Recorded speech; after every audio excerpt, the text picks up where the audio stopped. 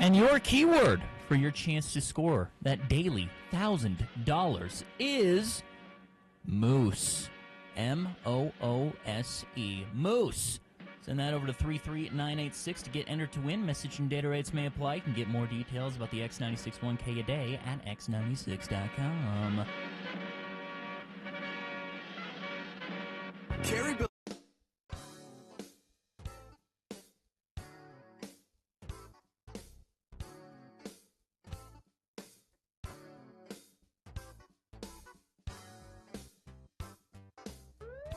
Hello, this is William Shatner, star of Rescue 911. I have friends who are currently suffering the personal agony of hair loss. Through them, I have learned the importance of investing in a high-quality wig or toupee. That is why, if I needed a hairpiece, I would visit Carrie and Bill's Wig and Toupee Emporium. Hi, we're Carrie and Bill, the Radio from Hell guys, and we're proud to be associated with worldwide celebrity wigs and toupees. It's the only non-surgical hair replacement center that offers toupees and wigs woven entirely from celebrities' hair. worldwide contracts to buy the hair of Hollywood's most hirsute celebrities. Then when the stars get a haircut or die, Worldwide is on hand to harvest the hair. The hair is then woven into a versatile, lightweight, comfortable wig, personally cut, fit, and styled for you. Just listen to these satisfied customers. I lost my hair and scalp in an unfortunate encounter with an industrial blender. It was unsightly, and my confidence was at an all-time low. But when Dinah Shore died, Worldwide made me a wig from Dinah's hair. Now I'm so full of confidence, I may just go after Burt Reynolds. After years of working at the toxic waste dump in Tooele, I began to notice a loss of most of my head and body hair. I gave Worldwide a call. They replaced the hair on my head with a wig made from Randall Carlisle's golden locks. And as an added bonus, they threw in a half a pound of Ed Asner. Because on this day? Yeah. Oh, that. I can see it out the window. Takes him a minute. Snowing. Who is that? I can't remember. It's Surfin' Dave. Surfin' Dave and the Absent Legends. Yeah. It was the first of their many string of hit. Yeah. A whole minute and 42 seconds. Yeah. They had that huge. Wish we could play it again. Huge number of hit. Surfin' Dave singing about snow? Yeah, I was trying to find out something about it here. But I think he's British. Oh. Because he said we were knackered. Oh. So yeah, I'm guessing he's British. Why did I accept that as an answer, though? What does him being British and surfing have to do? How many British surfers do you know? Okay. I don't know early any. in the morning for me. Yeah. I don't know any. Unless he's Australian. Because they also use knackered. Or maybe he's just appropriated the language. Or that. Yeah. Hello. Or he's Madonna. It's Nick is Hi. here. Hi, Nick. All right. How's it going? That's because Gina is not here, and won't be here all week. So we have to put up with. I mean, Nick will be graciously filling in. Well, not the whole week though. I thought Todd was going to come in. No, I was Did he told the change whole his week. mind? Okay. I don't know. Because he says he likes to do it. Are you telling me I was the second pick? No. No, you were way down the list. You weren't even second. You were way down. Well, it's good to be here. I'm happy. Is it really? The wife is out of town for a few days, so... Where'd she go? Get away from you. She's visiting a friend out in California. What's his name? Their name is Nami, and they're very sweet. Mm-hmm. And it's just been me and the hound dog for the last few days. Okay. And How you getting along batching it? It's a lot cleaner in my apartment since I've been married. I've been doing a good job of making sure the Bush beer boxes are neatly Nothing but the best. collapsed. Bush, yeah. Instead of Bush, really? No. I got neighbors that are college students, and I always laugh at the sight of the tower of Bush beer boxes just crowding the corner. My brother-in-law, when I first met him, I drank some cheap beer like that, and he made a big pyramid of beer cans in the window of his house. Gigantic pyramid. I used to do that with Mountain Dew cans. There must have been 200 200 cans of beer. Yeah. That way the police knew where to go. Exactly. So Nick is. What are you on usually, Nick? You're in the nighttime sometime. I'm the right? late night right now, 10 p.m. to 2 a.m. So you're going to continue to do that while you're here? Yes. Great. Well, you might as well just stay here, Right? Just, crawl up in a corner there and get some sleep. You could probably use Katie's dog's bed in there. Yeah. Ooh, that'd Just be nice. lie down beside him. I mean, like I said, I have my own hound dog, so she can take that, and I'll just sit on the floor. But it is, in fact, a living white hell out there. We should probably start out with some traffic as soon as possible. It is very slushy and just... It was a miserable drive. Yeah, and fortunately, I only have to come, 5 minutes away, just roll down the hill, but it was still slushy, and you got to be really careful. It was hard to see. This is the first time it's been really hard to see because the flakes are so big, and they're catching the light from your headlights, and you just Well, I think UDOT's having a hard time seeing just how bad the conditions are out there, because this looks better than I anticipated. But despite that, still yellow across the board right now, but that's going to change as No things get accidents worse. reported? No accidents at the moment. I thought I heard about a truck closing down 123rd South. I don't see that Not right there? here. No. So that's what I'm saying. I think UDOT's having a real hard time. Well, maybe they couldn't get into work everything. because of the snow. Could be. But if you can safely let us know what traffic is going on, please do at 33986. Listen, we'll try to do a show without Gina. Oh, we can do a show without Gina. We did for years anyway, didn't we? We can do it without her. So we'll take a break, and then we'll come back and... Oh, no, we still have a minute. Oh, we got or a two. minute. Okay, Yeah. I looked up Surfin' Dave. Oh, good. Surfin' Dave, Bradford by day, rock and roll singer by night. Mm-hmm.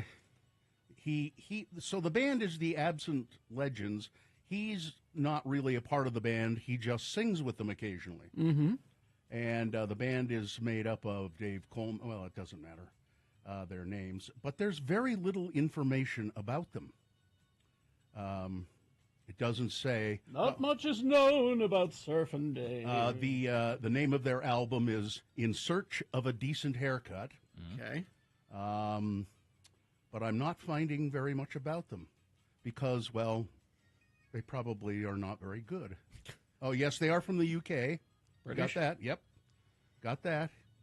And that's it. That's it? Oh, wait, here. Maybe this one will tell me something. I mean, there's even more in You would Wikipedia think. about us. Yeah. You would think there'd So be you'd more. think there'd be more. Surfin' Dave, a man with a knack of stripping rock and roll down to its basics. A mix of punk, surf, garage, and rockabilly. If it can be done in under 3 minutes and with one chord, so be it. Well, there you go. He grew up in Bournemouth. And he liked the Beach Boys a lot. That's why he called himself Surfin' Dave. And again, that's... Never been surfing. No, apparently not. That's cultural appropriation. Well, he moved to Leeds, and there's no surfing there, There's no surfing in Leeds. I don't think so. No. He was... Leeds not a big surf capital. No, I don't think it is. Is there a single surfboard in the UK? Well, there must be some surf there. I think that there's probably a Joe's Crab Shack. Yeah. in Off the London, white cliffs you know, off the white cliffs of Dover, wouldn't there be some surf there? Maybe could be. Well, I don't know. Google. Is there surfing Yeah, in England? That's your job, Nick. Is. There you go, Nick. This is just where this gives an accounting of every place Surfin' Dave has lived. Well, He moved to Leeds, then he moved back to Bournemouth, and then he moved to what? Who? Yeah. According to Google's People Also Ask, does England have surfing? There are surfing waves all over the United Kingdom, from as far south as Sennen Cove in Cornwall right up to Thurso on the north coast of Scotland. I was afraid you were going to say, and the surfing capital is Leeds. Thurso. Sorry, my eyes haven't adjusted this morning. No C in that. Yeah, I want to meet a British surfer. not much about Surfin' Dave here. There is not a Wikipedia entry as far as I can tell. It's weird. This is Ian in Leeds with the Surf Report. I can see the ocean from here. He worked at his girlfriend's restaurant in Crouch End, Crouch London. End, huh? Yeah, Crouch End, London. There you go. And, didn't do much. Think of all of our stapled Brits in their music releases and how it would have been influenced if surfing was a part of that. Surfing was a part of their culture. The Beatles. The Beatles? Yeah. Oh, would they have done a surfing song? I think the Beatles would have Probably. crushed it with the surfing song. Yeah. But we'll never know, will we? No. Well, we could still ask them. So, Ringo, if you were to write a surfing song. Well, I already did the Octopus's Garden. I don't think I could do. I've also found a photo of Surfing Dave, and he's not a handsome man. Not a handsome man. No. Not like our American surfers. No. Who are handsome. Let's do it again. Yeah, let's try it again. Because there's some texted traffic. Yeah, I saw a few of those come in. Person kind enough to report that little batch of traffic happening on 201 going east by 3200 West. There is a car on the side of the road facing the wrong way. Definitely try to avoid that. Another texter saying a truck jackknife at about 123rd. Is that? Am I reading that correctly? Yeah. And then another person saying I-15 is clear from Lehigh through Springville. So. Going that way. Going that way, unless it's, not a part of your destination at all. Still updating UDOT, though, and I'm not really seeing much there, so we'll see if that becomes reliable information going forward. But if you do see something, you can safely say something. 33986 is where you can report that. I mean, we've had quite a few mornings where I've been nervous to drive in. This morning, I wasn't when I left, but once I got in the thick of it, I got nervous. Particularly on the Belt Route, I would imagine. The Belt Route and even the coming streets? in, the surface streets even. It's just slick everywhere. Yeah. Because you got that layer of water underneath from the rain last night. And then if it freezes, that's really going to... And it's like driving in mush. It's really sloppy, Exactly. and it forces your wheels to kind of slide out onto another lane. Exactly. The mounds of slush can grab your front tire and pull you. So, yeah. Well, the snow's not going to stop, and I'll have that weather report for you coming up. He's our weather girl. He's a radio professional. Look at Right that. there. That's what he is. All right, we'll take a break. 877-602-9696 is the number to call. If you can locate Surfin' Dave for us, we would like to find out where he is. 877-602-9696 if you have a Surfin' Dave sighting, or if you'd like to talk about the weather, or whatever you'd like to do, just check in with us, 877-602-9696, and one of you random callers will get a Radio from Hell coffee mug. Check it. I've got this list here. A list? Of the oddest laws in America. What? Rules, all kinds of... These are laws that are on the books in various states. So, for instance, in Alabama... Well, it's a list. Is it a proper list? I think so, yeah. All right. It's Radio from Hell with another list, because people love a good list. X96. This is a law on the books in Alabama. You may not dress as a member of the clergy unless you are one. What about Halloween? No, it's a misdemeanor. I want to be a pregnant nun for Halloween. I can't do that? In Alaska, you can't operate motorcycles or loud power tools at night.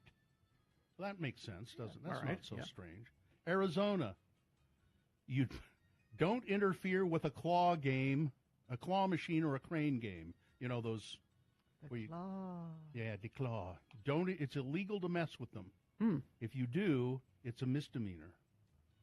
Arkansas says, forget about beeping your horn after 9 p.m. at sandwich shops. At sandwich shops specifically. It says here, no person shall sound the horn on a vehicle at any place where cold drinks or sandwiches are served after 9 p.m. Don't disturb my sandwich. I don't understand that. I'm having a before-bed sandwich. In California, you can't eat frogs that die in frog jumping competitions. Huh? That's a waste of a frog then, right? Well, yeah, I mean, you just throw it on the heap. Colorado, you can't use upholstered furniture outside. Why not?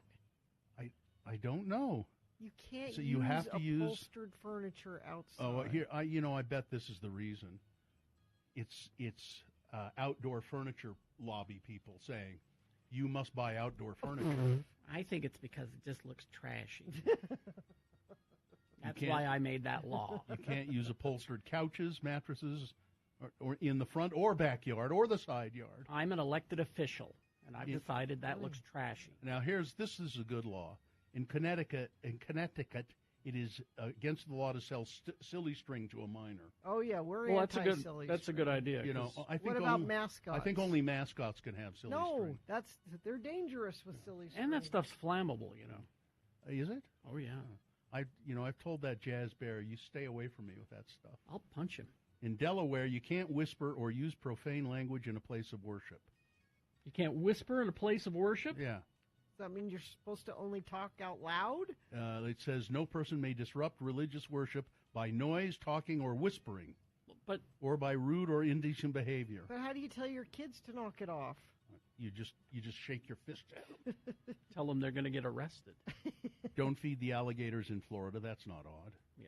Georgia, you can't have chickens crossing the road.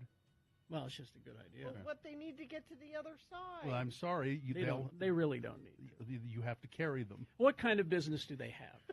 What business are they carrying out across the street, really?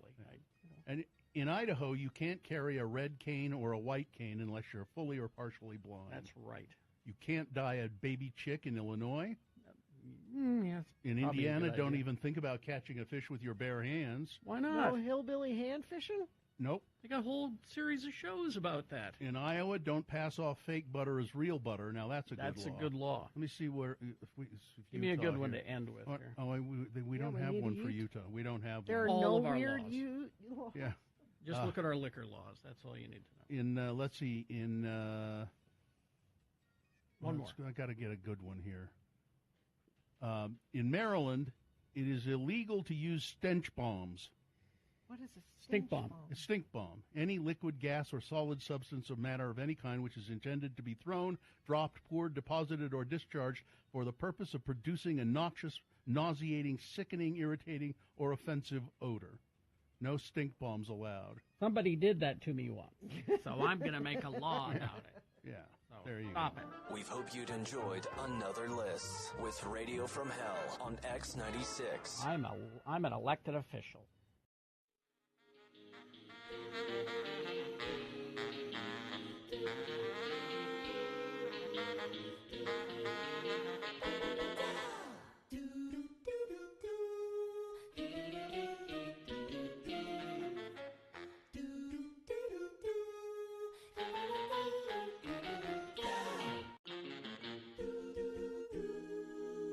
All right, let's get this over with. What was that from? Was that Thomas Lennon? Mm-hmm. What was that from? Reno 911. Oh, it was, okay.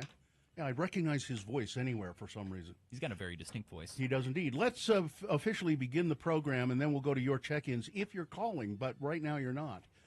Give it a shot.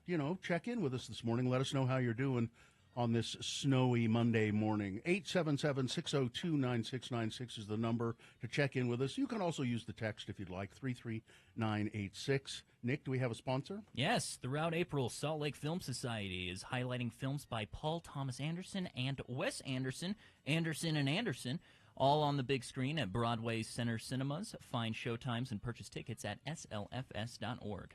The sun, if you can see it with all the snow, will rise today at 7:07. I hope.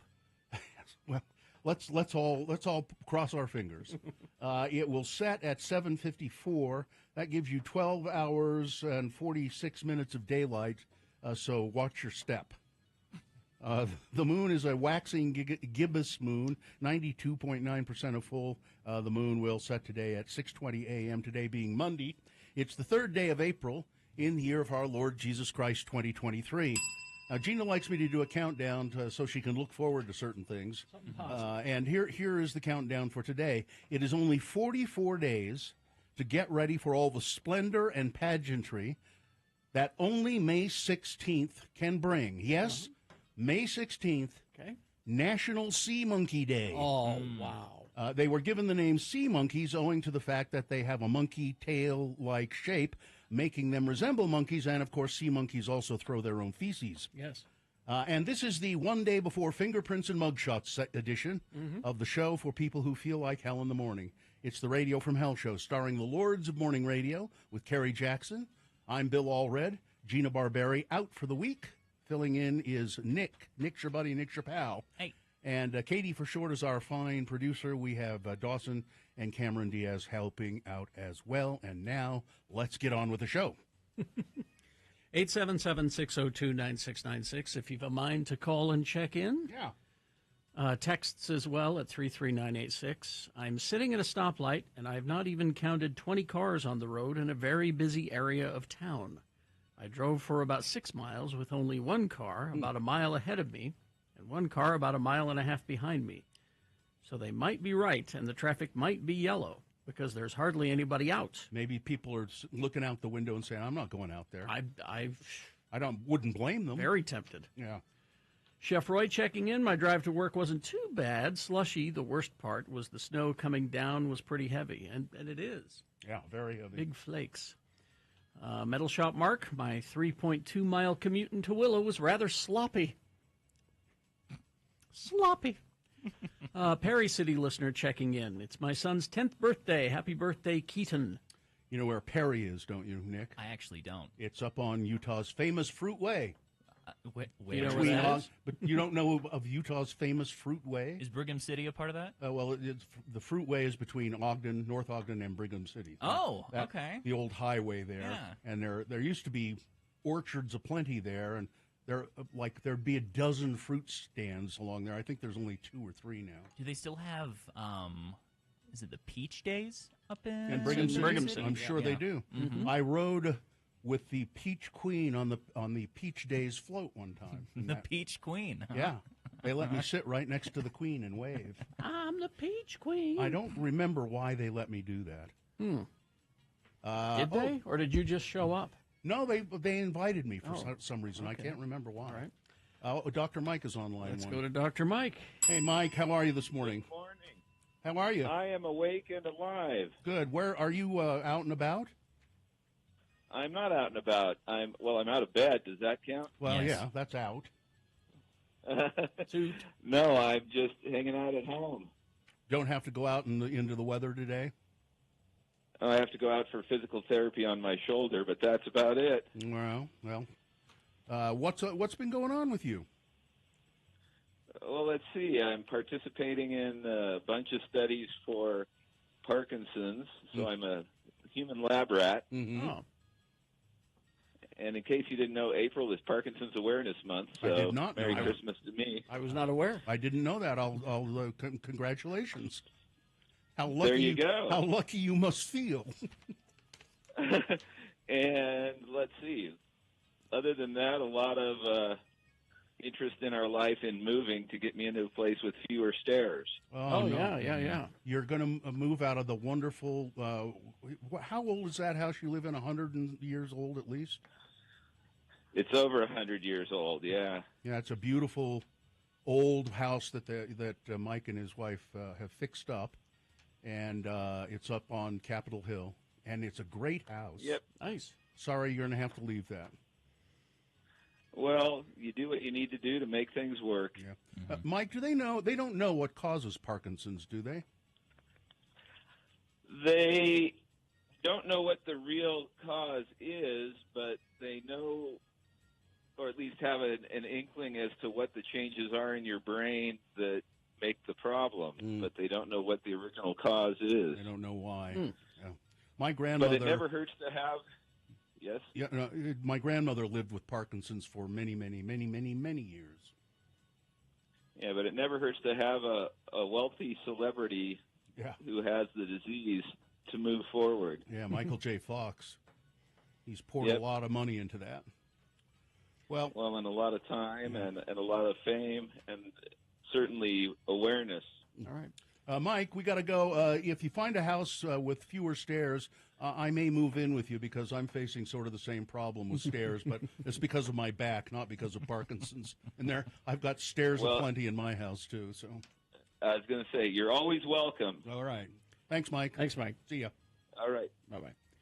Let's see. Johnny B checking in. Over the weekend, the girlfriend and I boiled down the goat and sheep heads I got a couple of weeks ago. No, you didn't. Most of the delicacy meats were scavenged off of them, so it didn't take as long as I thought to get to the skull. Oh, geez. Just like making a crock pot soup.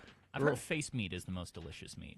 Well, there's a lot of good meat on the face. Yeah. Girlfriend gets into skeleton stuff. I dig skeletons. That's a big reason I got into radiology a couple of decades ago. All right. I just don't feature boiling goat's heads in your house. Luis checking in from Harrisburg, PA. 70 degrees and sunny. He's just doing it to be mean. It can't be. Colonel Coffee Bean checking in. Have a Monday. Salem Steve checking in. I got nothing. Checking in from Sacramento, away from the snow. Tommy Milagro. Gerald, the Omaha nurse. Good morning, Lords. I may not be eligible to win $1,000. But it's worth that much or more every time I get a chance to listen. Oh, wow. You're not. Our contest is different from other radio contests in that they have radio stations all over the country, and so you're competing against hundreds of thousands of people, probably. And here, this is just local. This $1,000 a day. It's just the people here on the Wasatch Front. We're hiding the money in our backyard. And here's a text that might explain why there's not much traffic out there. A lot of school districts are on spring break. Oh. So maybe that's got a lot to do with it. Yeah. Speaking of traffic, I'm getting a few updates here and there. Still a little vague as to the entire mess that is traffic across the board, but I know if you're trying to go southbound on I-15 around Kaysville, it is at a damn near dead stop over there. Let's see. And then it says on SR 210 is apparently closed both directions near Little Cottonwood Canyon as well. So you definitely want to avoid that. But if you can see, if you are seeing something, would like to say something safely, a lot of S's in that. Did we get this driving blind on I-15 through Farmington and Centerville? It's very scary. Yeah, Kaysville's between there. So that's what I was just talking about. But, if you can report anything safely, do it. 33986. That is brought to you by Toyota. Has 20 vehicles with available all-wheel drive and four-wheel drive. Visit your Utah Toyota dealers today. Toyota, let's go places. Steph in the chat room says the U has everyone online and working from home today. Maybe that'll help. My classes are online today as well. Well, we will take a break. We will be back in our next break. It's Big Boy News and Opinioendo. And Frank Christ presents They're Fine, They're Just Fine, our Dead Celebrity game. We'll tell you how to play that coming up. Then at 7 o'clock at their new time, I believe it's Very Important Sports with Ed Brass coming up. Oh, good. And Boner of the Day as well. All coming up. Stand by. So yesterday, we had this sense of impending doom, and we were trying to... I have it today as well. You do have it today? Sure. Every day. Every day. So we didn't quite get rid of it, but how we were trying to get rid of it is we were watching videos of animals, and specifically animals and vegetable matter interacting. There was a cat eating a red bell pepper. Yeah. And he was enjoying it immensely. He loves it. Yeah. That brought peace to me. And then the monkey snapping the beans brought peace to me. Because he was so happy. You could just put that on a loop. We ended up talking about animals, particularly carnivores, eating vegetables. Because I can't get my dogs to... I've seen people toss a carrot, or there's a video of two dachshunds enjoying stalks of celery. Yeah. I've never been able to get any of my animals to do that. They'll eat vegetables if it's in the food. Is it something that you say you haven't been able to get them to do it? Do you really want to get them to do it? I would love to be able to give them a baby carrot to eat instead of... As a snack. Snack instead of the jerky treats that they like. So Katie and I did the same thing yesterday. We both went home and decided to see how our dogs would do. And I posted this on the Radio from Hell Facebook page. It's also on my Instagram page if you want to see video of you trying to get Riley to. So Riley the Wonder Dog, my golden retriever, who's on a diet. So the carrot would be good for her, as opposed to the. Well, it'd improve her eyesight, you know. Because you eat carrots, they improve your eyesight. And Riley has a body clock that you could set. Oh, you have it. He likes to tell me that it's dinner time. Is it dinner time? Right now? I was going to see if maybe for dinner you wanted a carrot. Do you want a carrot? Here. Let's see. What is that? What is that? No. Nope. A carrot. They're good for you. Nope. Takes it in the mouth and then Is it drops dinner time?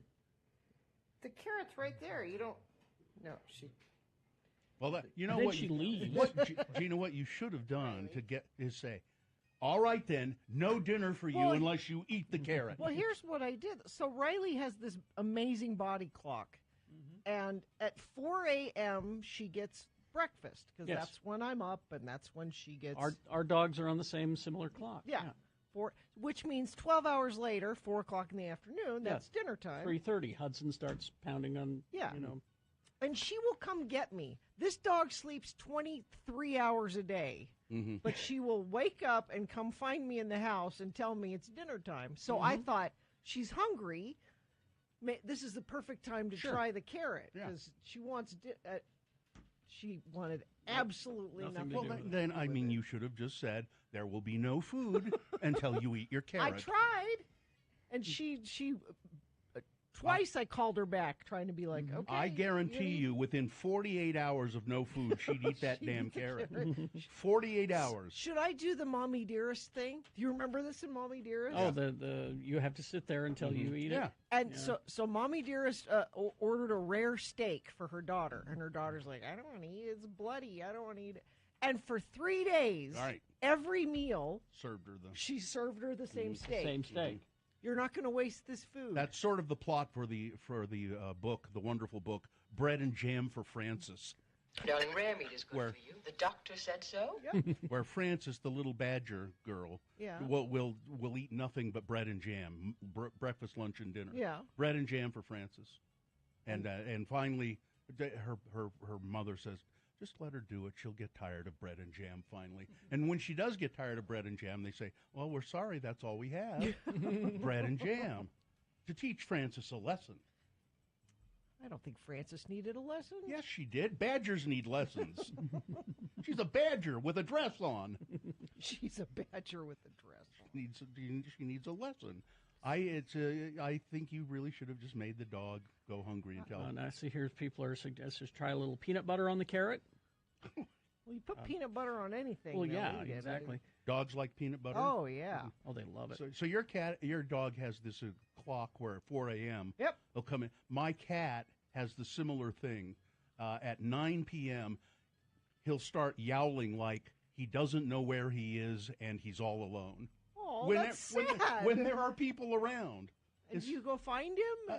Well, he's just in the next room. Like all he has to do is walk around the corner and then see that we're there and hide under the couch because that's what he does. Yeah, I have to feed her at 4 a.m. on Saturday and Sunday too because she doesn't know it's Saturday. That is breakfast now, time. see, that's the one thing where our dogs are different because our dogs sleep in with us on weekends. They're not demanding breakfast that early. That's because you, Carrie, have made it clear to them that you will sleep in on Saturday and Sunday. And I'll go back to bed, but this is breakfast time. This is when we do this. It's your fault. You've trained me to get up at 4 a.m. That's right. That's correct. And you should be able to train Sadie that on Saturday and Sunday, you don't get fed until 9 a.m. Please, Bill, Sadie is long gone. Oh, Riley. That's right. My rotating cast of golden retrievers, it's hard to keep up with. That you give names that most people give their golden retrievers the same name. They appear on every list of most popular. Golden retriever Sadies are. If you went into a pound with golden retrievers and yelled Sadie, they would all 10 come. dogs would come. I parboil the carrots for my dogs. Maybe that's it. If it was soft. Oh, this was just a raw carrot. This was a raw carrot. Yeah. That's what I'm saying. Maybe if it was soft, it'd try go that. for it. Try zucchini. My dogs love it. You have to cucumbers also. Gina, with the carrot, if you want to soften it up, you can't just put it in water for a while. You have to steam it. No, it won't just soak up no, the water. Don't put it in the sink. Like a cracker. No. Now see, people are helping here. Oh, okay. Get out your peeler. Okay. And shave some carrots into the food, just a little bit, so that's what that is. Oh, okay. And then maybe. That's smart. I like that. Here's what I'm going to predict will happen if you do that. Riley will eat around the carrot. There will be nothing left in the bowl but little carrot shavings. Tell you what. Could happen. I will experiment with that tonight. The parboiling is maybe makes a little more sense. Be harder to eat around. Because let's be honest, Riley is a chunk. She is. God bless her. She is a chunk. I was looking at the video and I'm like, I took her to the vet and I said, please tell me she has a thyroid problem. I want to give her a pill to fix this. And the vet said, her thyroid is fine. She's obese. She's on diet dog food. She's a chunky. She's obese. Well, she's fluffy. I think it's maybe genetic. Some dogs are just. Yeah. I think Riley is just predisposed to be. Yeah, she's obese. She's built for comfort. Does it bother her? I don't think so. Well, then let her enjoy her life. What she has left of it. Stop. Jeez. Well, it's a year. She is perfectly healthy. Take a year. Well, the vet said she's perfectly healthy. Yes. Well, then it's fine.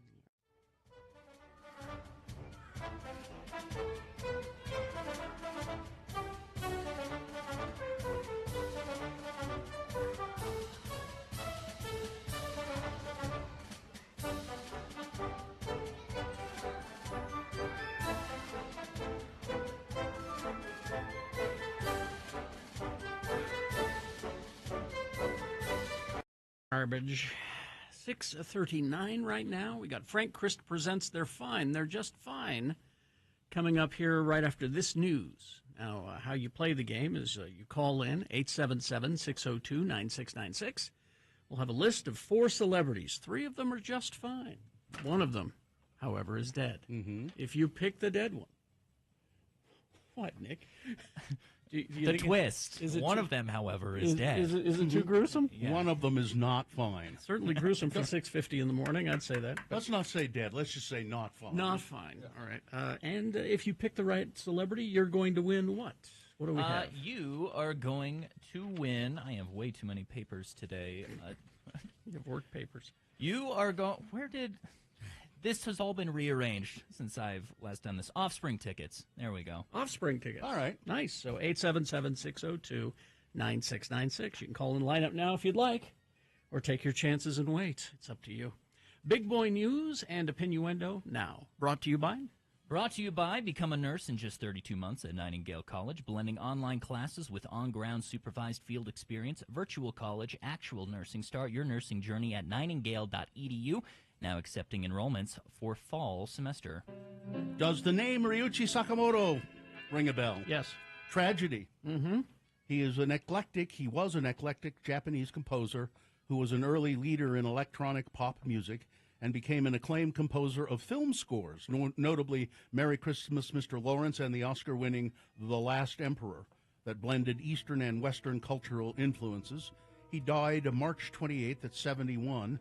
The death from cancer was announced on his website. Mr. Sakamoto founded the Yellow Magic Orchestra in 1978 with some other guys, inspired by the German electronic group Kraftwerk, and it soon emerged as Japan's top-selling band.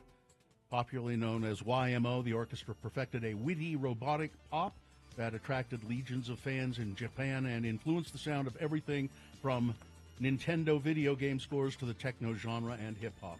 And we played some YMO back in the day.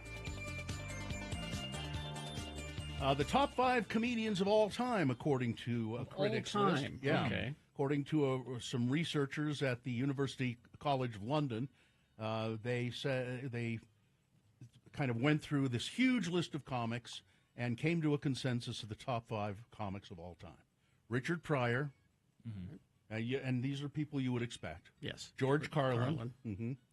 Chris Rock. Really? Dave Chappelle. And Robin Williams. No Gallagher? No Gallagher. Sorry. I wouldn't have put Chappelle that high. No, I wouldn't either. You're kind of sort of missing out on some of the really old-time comedians who were great. I mean, Steve Martin used to fill, huge stadiums. Yeah. And also, what's his name? Dice. Yeah, Andrew Dice Clay. Dice used to fill Madison Square Garden all the time. Yeah, that was which was incomprehensible. Yeah, because he was not funny. He was not good. No. He's still kicking, right? Yeah, he's in movies and stuff.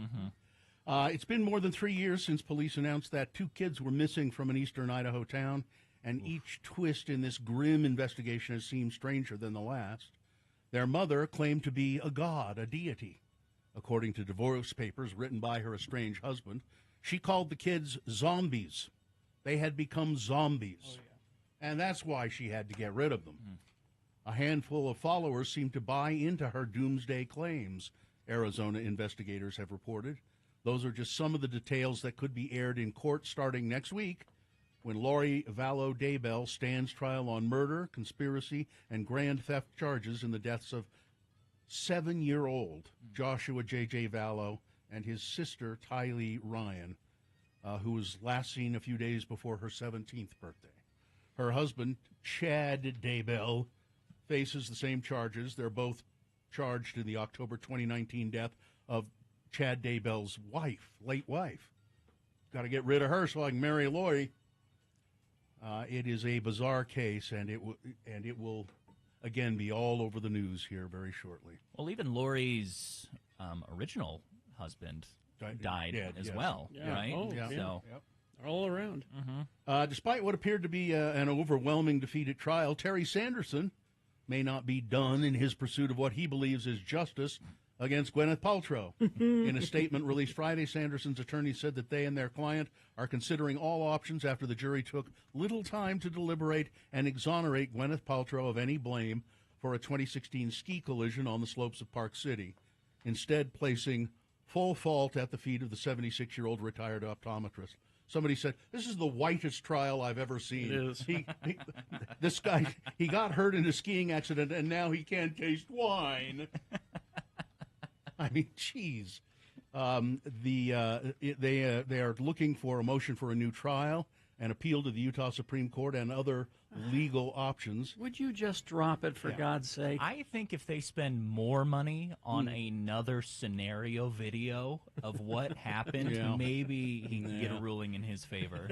I think he spent like tens of thousands of dollars for just a short video of. Oh, I'm sure.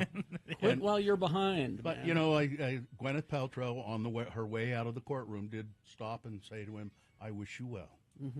U.S. Justice Department and FBI investigators have amassed new evidence indicating possible obstruction by former President Donald Trump in the probe into classified documents found at his Florida estate, according to a report in the Washington Post. FBI agents seized thousands of government records, some marked as highly classified, from Trump's Mar-a-Lago estate in August. The investigation is one of 2 criminal inquiries into the former president, being led by special counsel Jack Smith.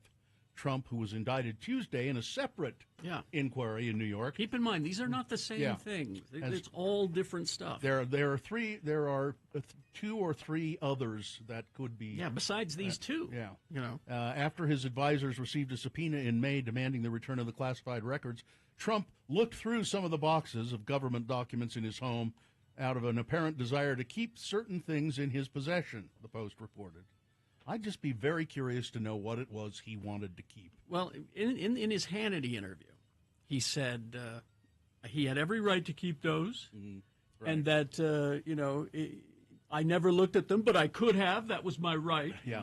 And if I did look at them, I could have kept them. And Richard Nixon sold his for $18 million. And I'm like, that's what he wanted to do. Is that a tell? It's right there, isn't it? You can't let that happen to me.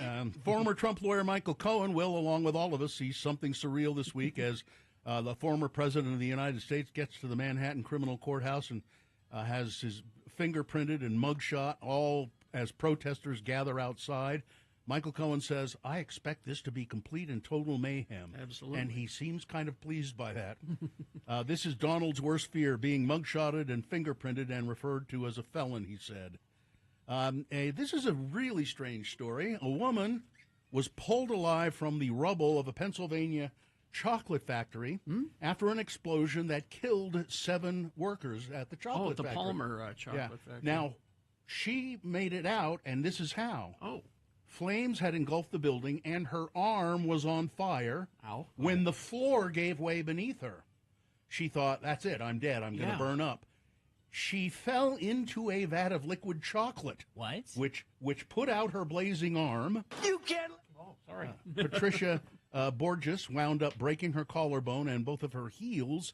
She would spend the next 9 hours screaming for help and waiting for rescue as firefighters battled the inferno and choppers thumped overhead at the R.M. Palmer Company factory. When I began to burn, I thought it was the end for me, she said.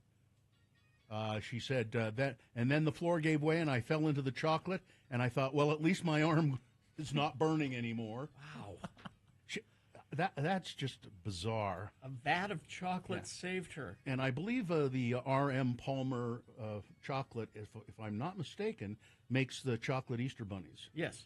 Yeah. That's when I see their names show up. And so maybe there's going to be... Oh, and I think they make those eyeballs, the chocolate eyeballs that I like for Halloween. But Are we talking about chocolate and body parts right now? Yes, we are. After discussing a woman falling in a vat. Sorry. Okay. Well, I think that they're going to jack the price up now. The Easter bunnies coming up.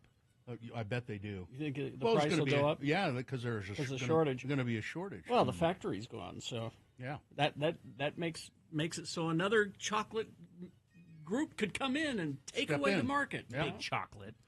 We'll see. Is that? Let's see. I think that's it, isn't it? I don't know. Are we out of time?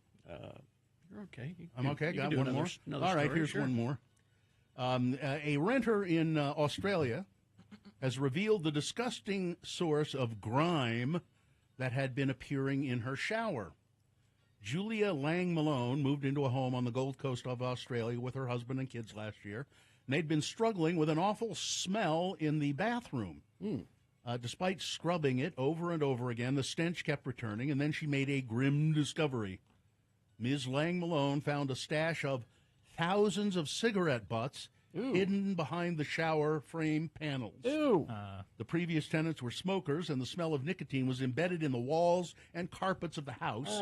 The whole shower had to be taken apart to gain access to the cigarette butts, which were also found to be seeping out onto the bathroom tiles due to a hole at the bottom of the aluminum frame. What? Ms. Lang Malone was stunned by the extent of the damage and called it laziness on part of the previous tenants. It was really, really stinky, she said. We basically wrecked the whole shower, which is a bummer. And there was a photo of it, a big pile of cigarette butts, soggy cigarette butts. And, when I moved into my first house, we bought this house, my wife and I bought this house up in the avenues, little bungalow. Yeah. And so we move in and we're fixing it up, and the windows were really dirty. Yeah. So we had a guy come in to clean the windows, and he's squeegeeing the windows, and it's just like this brown gunk. And I said, God, that's awful. He says, you know what it is, don't you? It's nicotine. That's inside your body now. That's a smoker who lived here. Yeah. Is it from, spitting? No, after no, smoking, no, or just the smoke. Just the smoke accumulates that much? Yeah. That's insane. Yeah. No, Wow. I used to have a little Volkswagen when I was a smoker, and I'd smoke unfiltered cigarettes. And at certain points, I'd look at the inside of the windshield, and there were little flakes of tobacco all over the windshield because I'd go, spit the little flakes that come out in your mouth. And my neighbor, he's still, it's tough to quit cigarettes. That is. I do. And every once in a while, I'll see him sneak out to his driveway and quickly. So as to hide it. By the trash can. Yeah, exactly. And I'm like, dude, you're not even enjoying it. I got the trash, honey. You know? Yeah. Anyway. All right, that's it. Sports, weather, traffic. Sports? I thought Ed Brass is doing sports. Oh, that's in a right. Very second. important sports is coming in. That's correct. Yes. Weather, traffic. But weather, I mean, it's just going to be snow the next 2 days. There is a snow advisory in place until tomorrow, 6 p.m. Tuesday.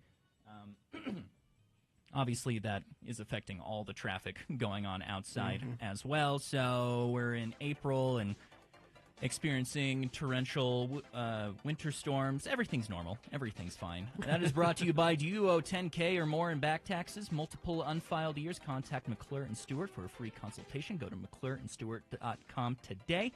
And then traffic. UDOT is having trouble updating incidents on the board. But I am seeing 2 lanes impacted northbound I-15 near Draper. I would assume it's probably more than that with all the snow going on as well, but basically slowage across the board. If you can stay home, I would recommend doing so. That is brought to you by Toyota. Has 20 vehicles with available all-wheel drive and four-wheel drive. Visit your Utah Toyota dealers today. Toyota, let's go places. Frank Christ is in the studio. You can feel it get cold in here.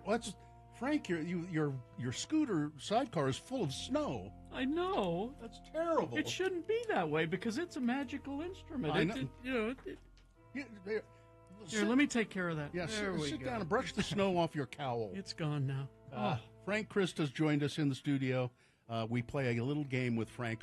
He's a Grim Reaper, a magical being, a Grim Reaper, and his job is to reap the souls of precious celebrities. Oh, I know it makes so many of them have birthdays today. It's hard, isn't it? I know. I love our precious celebrities. I know you do. What I'm surprised about is that they have souls. Well, some surprises me. Some don't. You'd be surprised. But you take them anyway? I take them anyway. All right. Frank, we're going to play the game called Frank Christ Presents. They're fine. They're just fine. I have a list here of 4 precious celebrities that Frank has given me, and the contestant's job is to suss out which one of these 4 are dead. Who do we have to play? Mark is on the phone. Hi, Mark. How are you? I'm fine. I'm just fine. How are you all? Thank you, Mark. Very good. Very good, Mark. We're fine, too. Just fine. I'm still in the Saturday Night Live. It's season 8. I can just go on and on and on with Saturday Night Live. Absolutely. I think. This is 4 celebrities who hosted Saturday Night Live season 8, which was 1982-83 season. Here we go, Mark. Number 1 on the list, Robert Guillaume, known for his role as Benson Dubois on the ABC television series Soap and its spin-off Benson, as well as for voicing the mandrill Rafiki in The Lion King. Nominated for a Tony Award for his portrayal of Nathan Detroit in Guys and Dolls. He won an Emmy Award twice for playing Benson. When he hosted Saturday Night Live, the musical guest was Duran Duran. Oh. Number 2 on the list, Louis Gossett Jr. gained wide recognition for his role of Fiddler in the miniseries Roots, for which he won an Outstanding Lead Actor Emmy Award. And also he won an Academy Award for his role in An Officer and a Gentleman. He became the first black actor to win the category of Best Actor in the Academy Awards. The musical guest when Louis Gossett Jr. hosted, George Thorogood and the Destroyers. It really doesn't have any bearing on it. I just think it's an interesting side note. I find it fascinating because they're all celebrities. Yes, indeed. Number 3, Stevie Wonder, a very precious celebrity. Yes. Credited as, of course, a pioneer and influenced by musicians across a wide range of musical styles. A one-man band he is. He reshaped the conventions of rhythm and blues. He won 25 Grammy Awards and one Academy Award for Best Original Song. The musical guest, when Stevie Wonder hosted, was Stevie Wonder.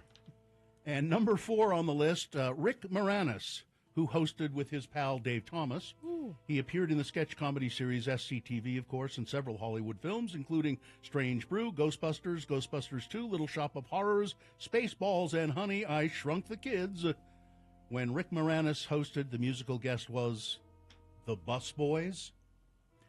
Oh, yes, kind of a soul group. Oh, you know the bus. Yes. Well, of course you do. You know all the celebrities. Yes. All right, Mark, those are the 4 celebrities. 3 of those celebrities are fine. They're just fine, but one Frank has claimed. Do you know who it is? My guess is Louis Gossett Jr. I'm sorry, that's a good guess, but it is not Louis Gossett Jr. Oh, no. All right. Listen, I'll give you another chance, okay? Listen carefully. Is it Robert Guillaume, Stevie Wonder, or Rick Moranis? Upon further reflection, I think it might be Robert Guillaume. Yeah, that's correct. He died of prostate cancer on October 24th at his home in Los Angeles, California. Congratulations. You have won tickets to The Offspring, who's going to be playing with Sum 41 and Simple Plan over at USANA Amphitheater this upcoming August 3rd. All right. Mark, hang on the line, and somebody will tell you how to collect your tickets. Thanks for playing the game. So many precious celebrities. Oh, I know. Has anyone seen Richard Chamberlain?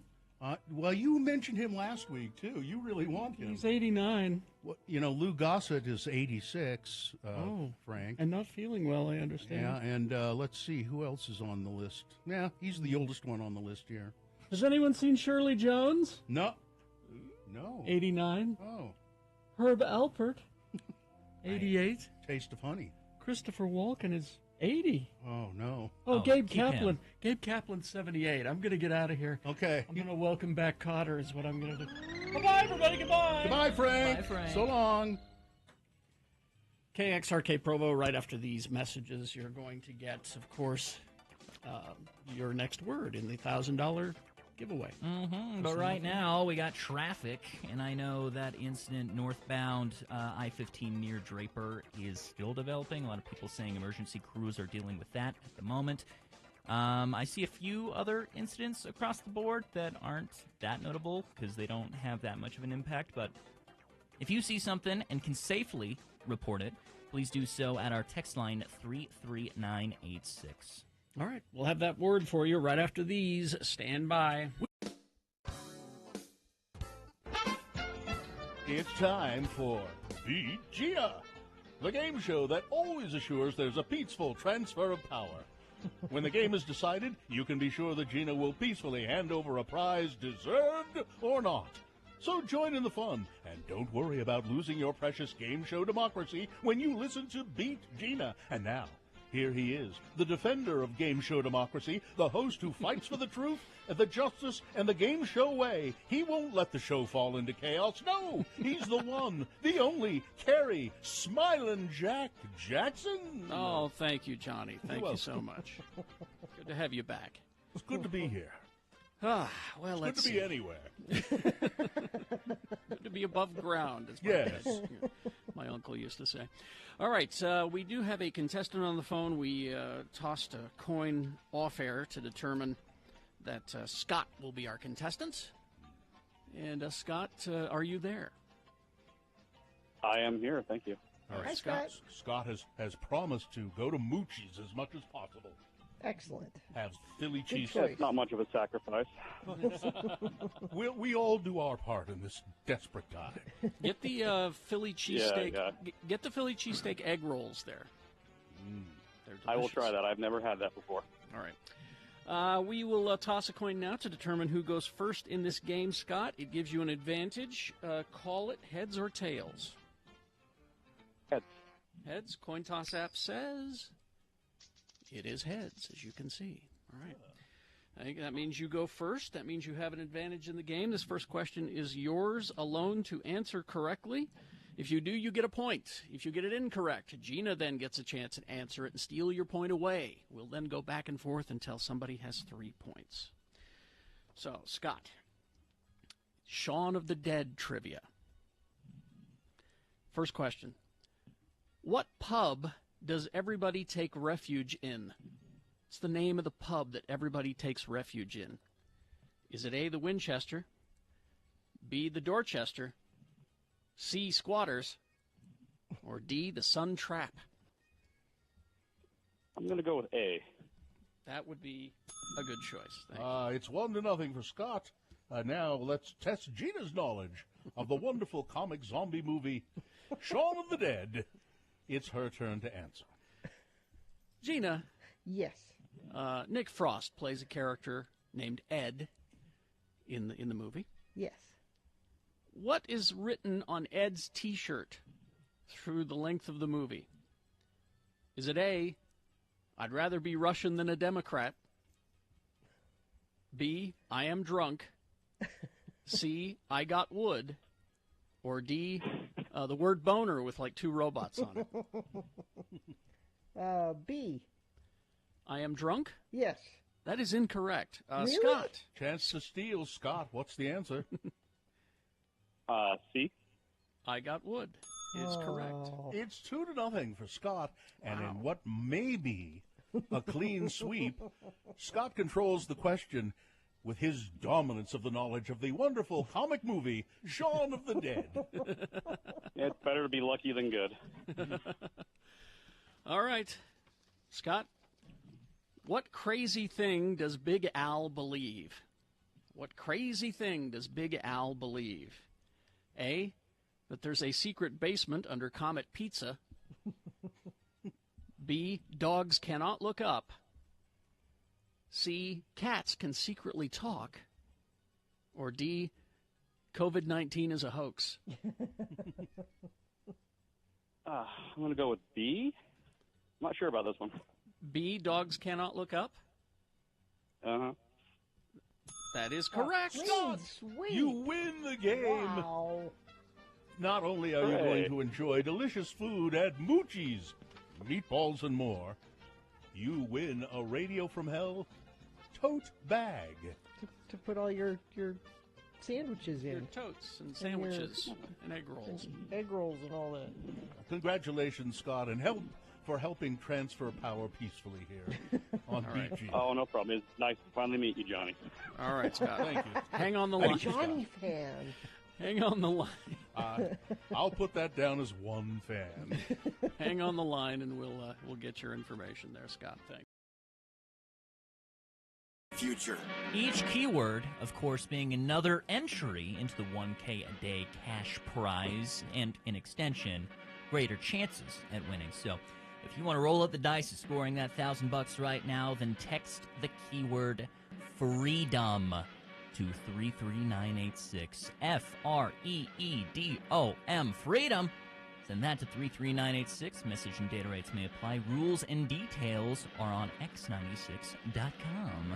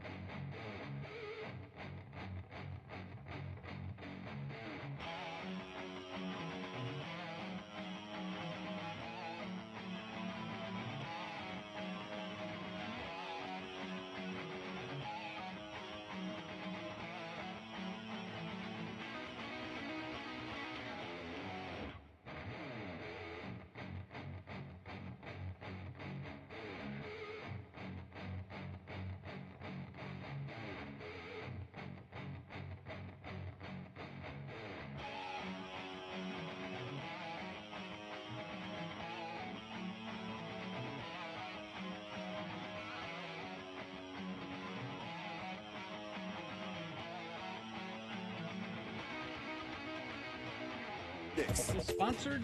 Yes, the Stateroom presents, bringing you live music memories. Don't miss Ron Sexsmith, Tuesday, April 4th at the Stateroom. Get tickets in the full lineup at thestateroompresents.com. Well, that music can mean only one thing. It's time for very important sports. And standing here in the studio to my right, Mr. Amy Donaldson, Edward K. Brass, attorney at law. Good morning. Good morning. How are you this morning? Great. You look sharp today. You must be going to court. I am going to the court. I got court. I got the court. Sports. What we got? Well, you missed this in your Frank Grist Presents, so I'm going to call this the Welcome to the Takeoff for the Great White North edition of Very Important Sports, which was Rick Moranis' finest hour. Yes, indeed. His hit. Because that's appropriate for today. It's woolly mammoth weather. For Pittsburgh Pirates shortstop Mauricio Paez and San Antonio Brahmas head coach Raul Montemayor, the Australian Grand Prix, the winner was cartoonish villain Max Verstappen from the Netherlands. Exactly. perfect description. Yes. Second place, Sir Lewis Hamilton, the greatest of all time. Third, a kid with silver paint on his face. Fourth was Furiosa. There were 3 stoppages for accidents, three red lights. But what would you expect from a race that was conducted on Fury Road? Yes. Next up is the Azerbaijan Grand Prix in Baku on the shores of the beautiful Caspian Sea on April 28th. In football, RSL lost to the Columbus Crew 4-0 in the Columbus OHIO. RSL is 1-4 to start the season. They're already -10 in goal differential and in 11th place in the West, 1 point above relegation to the XFL. 4-0. Did they not have a goalie? Well, I think now that you mention it, 4-0. I think it's third grade rec soccer rules for RSL this year. Yeah. They play without a goal. They lose a bet? They play Charlotte at 7:30 this Saturday at the America First Credit Union field. The first 100 people in the gate get a deposit slip. I wish. Premier League, Newcastle 2. That's all-knowing Sue's favorite team. Manchester United 0 or 0, as we like to say. In first place in the Premier League is Arsenal, Kerry Jackson's team, and it looks like they're going to win their first title in many years. We're very excited. Yes. And ticket prices will go up next year, and that will be greater revenue for you. I bought some shortbread cookies to celebrate. Not long. It's May, It should be snowing still in May. Manchester City is 8 points behind in second place. Newcastle, who was on the verge of relegation last year, is 22 points behind in third place. They will qualify if they stay there for the Champions League. They were going to be out of the Premier League completely just 1 year ago. Fourth place is Man United. In the relegation zone right now are 3 established teams, Everton, Leicester, and Southampton. Leicester won the Premier League not many years ago. Also in soccer news, in Westminster College, a Utah Assistant Attorney General, who I think will get mentioned later in the broadcast, was put on leave and suspended from his cases. Why is that? Because he's also the Westminster women's soccer coach. And I don't know how you find the time to do those 2 full-time jobs. That's an interesting question in and of itself. But he was named in a lawsuit alleging that he asked new players on the women's team sexual questions as part of an initiation ritual and then laughed at their answers. And the AG's office didn't think that was real great and has suspended him pending further investigation. It's also going to be a boner candidate. Number 1, it's all part of the grand sporting tradition.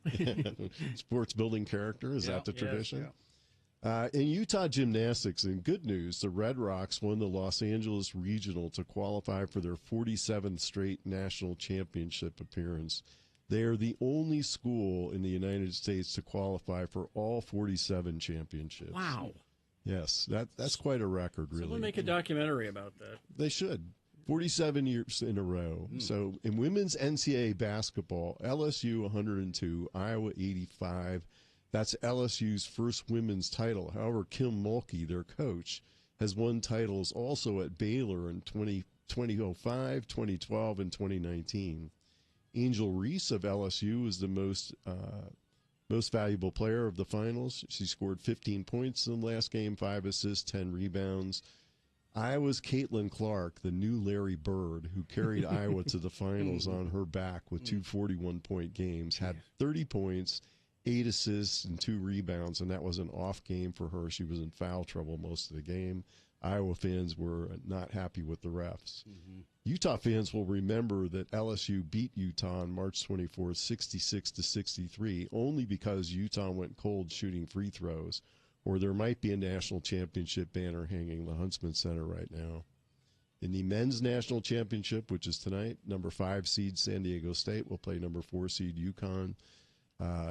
San Diego State came back from a 12-point deficit on Saturday to beat Florida Atlantic 72-71 on a shot with 0.6 seconds left by Lamont Butler. Mr. Butler's sister was murdered earlier in 2022, and he said that he felt her presence and that she directed the shot for him into the net to win the game.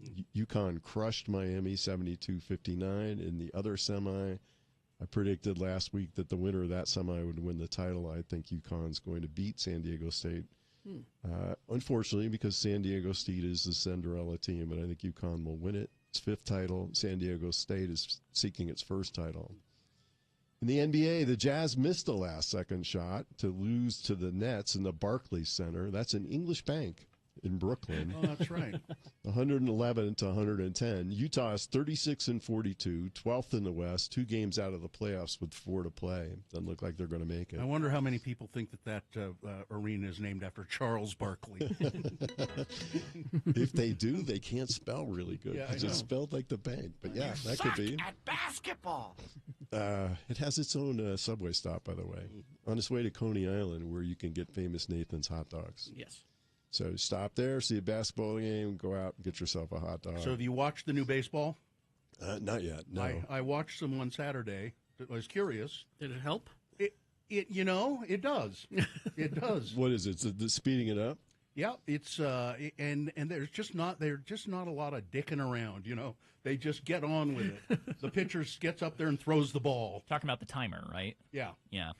Yeah, I mean, I guess it will shorten the games, and I guess that's what the fans want, sort of. But you go to a baseball game, you expect to be there for a while. Well, I mean, it's you're only gonna sit there. they're taking a half hour off of it. Yeah, I mean, you got to sit there and take in the sun, get some skin cancer going, have a few beers. Yeah. That's the whole point. Anyway, in Major League Baseball, after 3 games in the East, the leader is the Tampa Bay Rays. In the Central, it's the Minnesota Twins. In the West, it's the Texas Rangers. There are still, I want to point out, 159 or 158 games to go.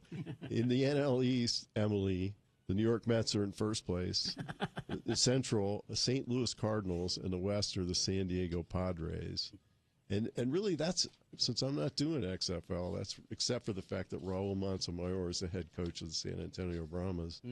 That's all the sports that there are. That's everything that's going on. That's plenty. You just don't have anything to do with the XFL? No, nothing to do with the XFL. It's it's an entertainment league, and people don't need to get their brains beat out and get CTE for. And then there's another one, another league coming too. I think they're going to bring back indoor arena football.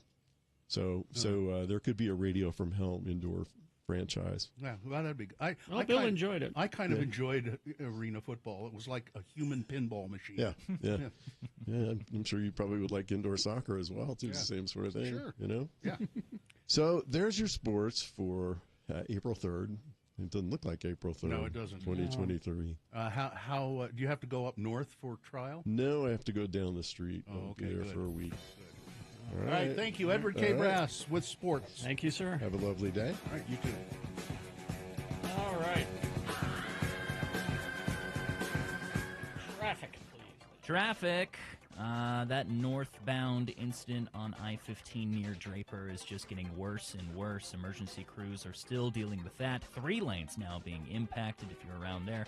People keep texting in as well on SR 201 just east of Bangor. The car that was jackknifed is still jackknifed. So it's hanging out there. Try to avoid those 2 areas specifically, but I mean, I would just try to stay off the roads entirely if you can this morning. But if you see anything else that I'm not reporting, 33986 is where you can text that in if you can safely do so, of course. That is brought to you by Toyota. Has 20 vehicles with available all-wheel drive and four-wheel drive. Visit your Utah Toyota dealers today. Toyota, let's go places. Boners coming up here, the candidates you'll be considering. Number 1, it's all part of the grand sporting tradition, isn't it? Boner candidate number 2, it was a freak accident, honest. And number 3, you must surrender the goat. Oh, I heard about this story. Boner of the day, big boy news, all coming up. Stand by. You can win one.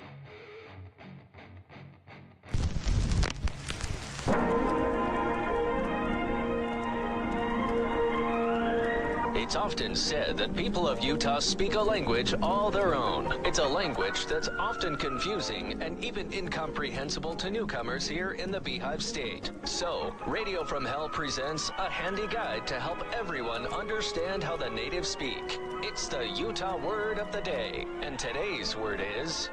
Well, it occurs to me that we need a separate intro produced for segments such as this one. And now, ladies and gentlemen, for reasons which will be explained later, Here's the mayor of Mona, Utah, with his second State of the City address. Good morning, folks, and otherwise fine citizens of Mona, Utah.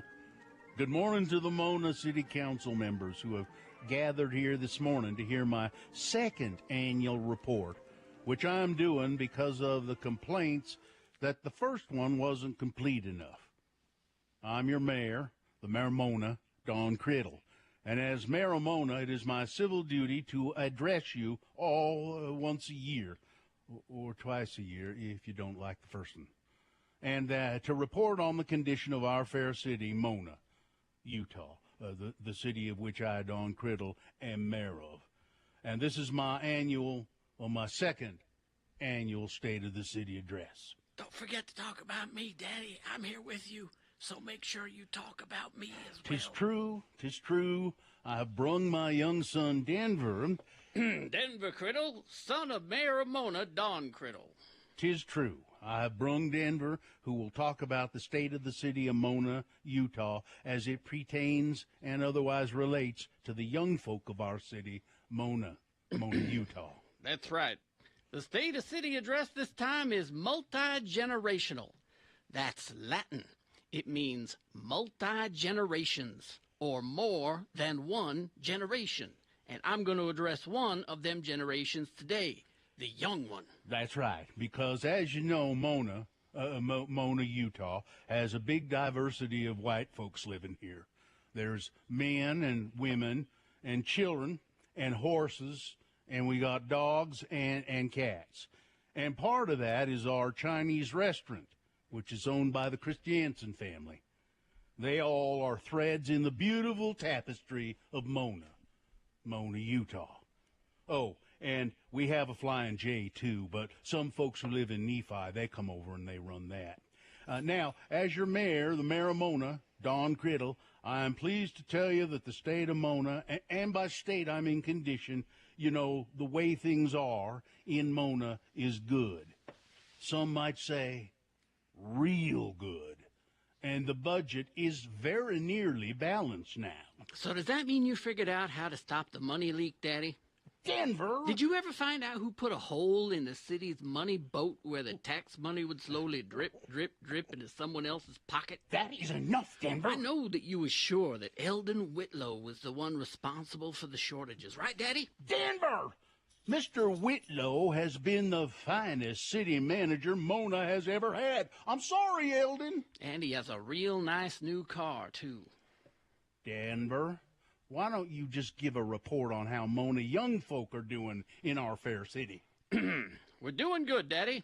It's winter, and we can't swim in the pond. So a bunch of us are learning to smoke.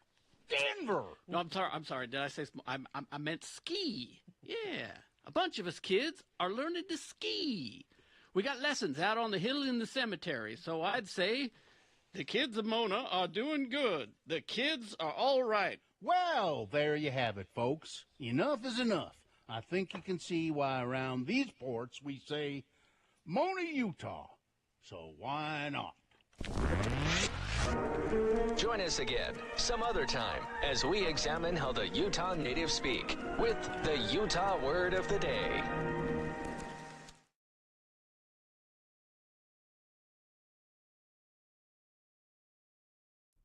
It is the 23rd century. Humans have left the lowly confines of planet Earth and have sought their destiny among the stars. While many things have changed, one constant remains: the need for young men to venture forth and do the work of the Lord. This is the tale of two such men who at the age of 19 have answered the call of their bishop and are embarking on a 2-year mission to spread the gospel throughout the galaxy. This is the story of Space Elders. We begin our drama at the Space Bus Depot in Provo as our fine young missionaries-to-be, Lehigh Christiansen and LaRon Butch Jinson, arrive in Happy Valley and await transportation to the MTC. Hi, I'm Lehigh Christiansen. Isn't this exciting? Oh, is this your first time in a space bus depot? No, I mean getting your mission call. Well, it was either this or a stint in the Space Marines. This way I'm out in 2 years and my parents are still happy. I've been waiting for this day since I was 8. I've been putting galactic credits into my missionary fund for the past 11 years. Oh. I can't wait to get into the field and start finding people to convert. Wow, you sure are in the right place. Well, my folks promised me a new land speeder if I found some way to avoid getting sent home early. Oh, looky, there's a droid over there holding a sign with my name on it. Must be our escort to the MTC. I am Decon 1. If you will follow me, I will show you to the MTC and get you settled into your quarters there. Sure. Yeah, whatever. Later, we find our strapping young lads in the midst of their indoctrination. Butch has just been told that he will have Lehigh as his companion for the next 2 years. Hey, wait a minute. 2 years with this guy? You don't seem overly enthusiastic about the prospect of spending 2 years with me. I'm not. Well, I think it's a keen idea. If you two are through, I would like to commence with your indoctrination. Here at the MTC, you will be given memory-enhancing implants. At the same time, a universal translating device will be placed inside your skull. You'll be outfitted with the latest in missionary technology, a laptop computer which contains the Bible, Book of Mormon, Pearl of Great Price, and the Doctrine and Covenants. It also serves as a holo projector to allow you to show your prospective converts those wonderful animated tales from the Book of Mormon, which have been loved by millions for centuries. You will also be issued a Mark 32 10-speed bicycle with hyperdrive and one of those cute luggage racks on the back. These bikes are capable of warp 9.3 and have a cruising radius of over 270 parsecs. You will be shown how to properly care for your hyperbike, and you will be responsible for its upkeep. Any questions? Yeah. Implants? Like inside my head? Yes. Keen! When do we start? Will Butch let the fine folks at the MTC put equipment in his head? Will Lehigh volunteer to do it for them if it'll get him into the field faster? Does the Mark 32 Hyperbike come with a luggage rack standard, or is it a dealer add-on? Tune in next time for the answers to these questions and to hear our elders say... What you doing, Butch? I'm reprogramming my name badge so that instead of Elder LaRon Jensen, it reads Butch. I think the manual prohibits tampering with the MTC issue equipment. I'm sure it does. Hey, you want to help me put some fender flares on my bike? On our next kidney-wrenching episode of Space Elders.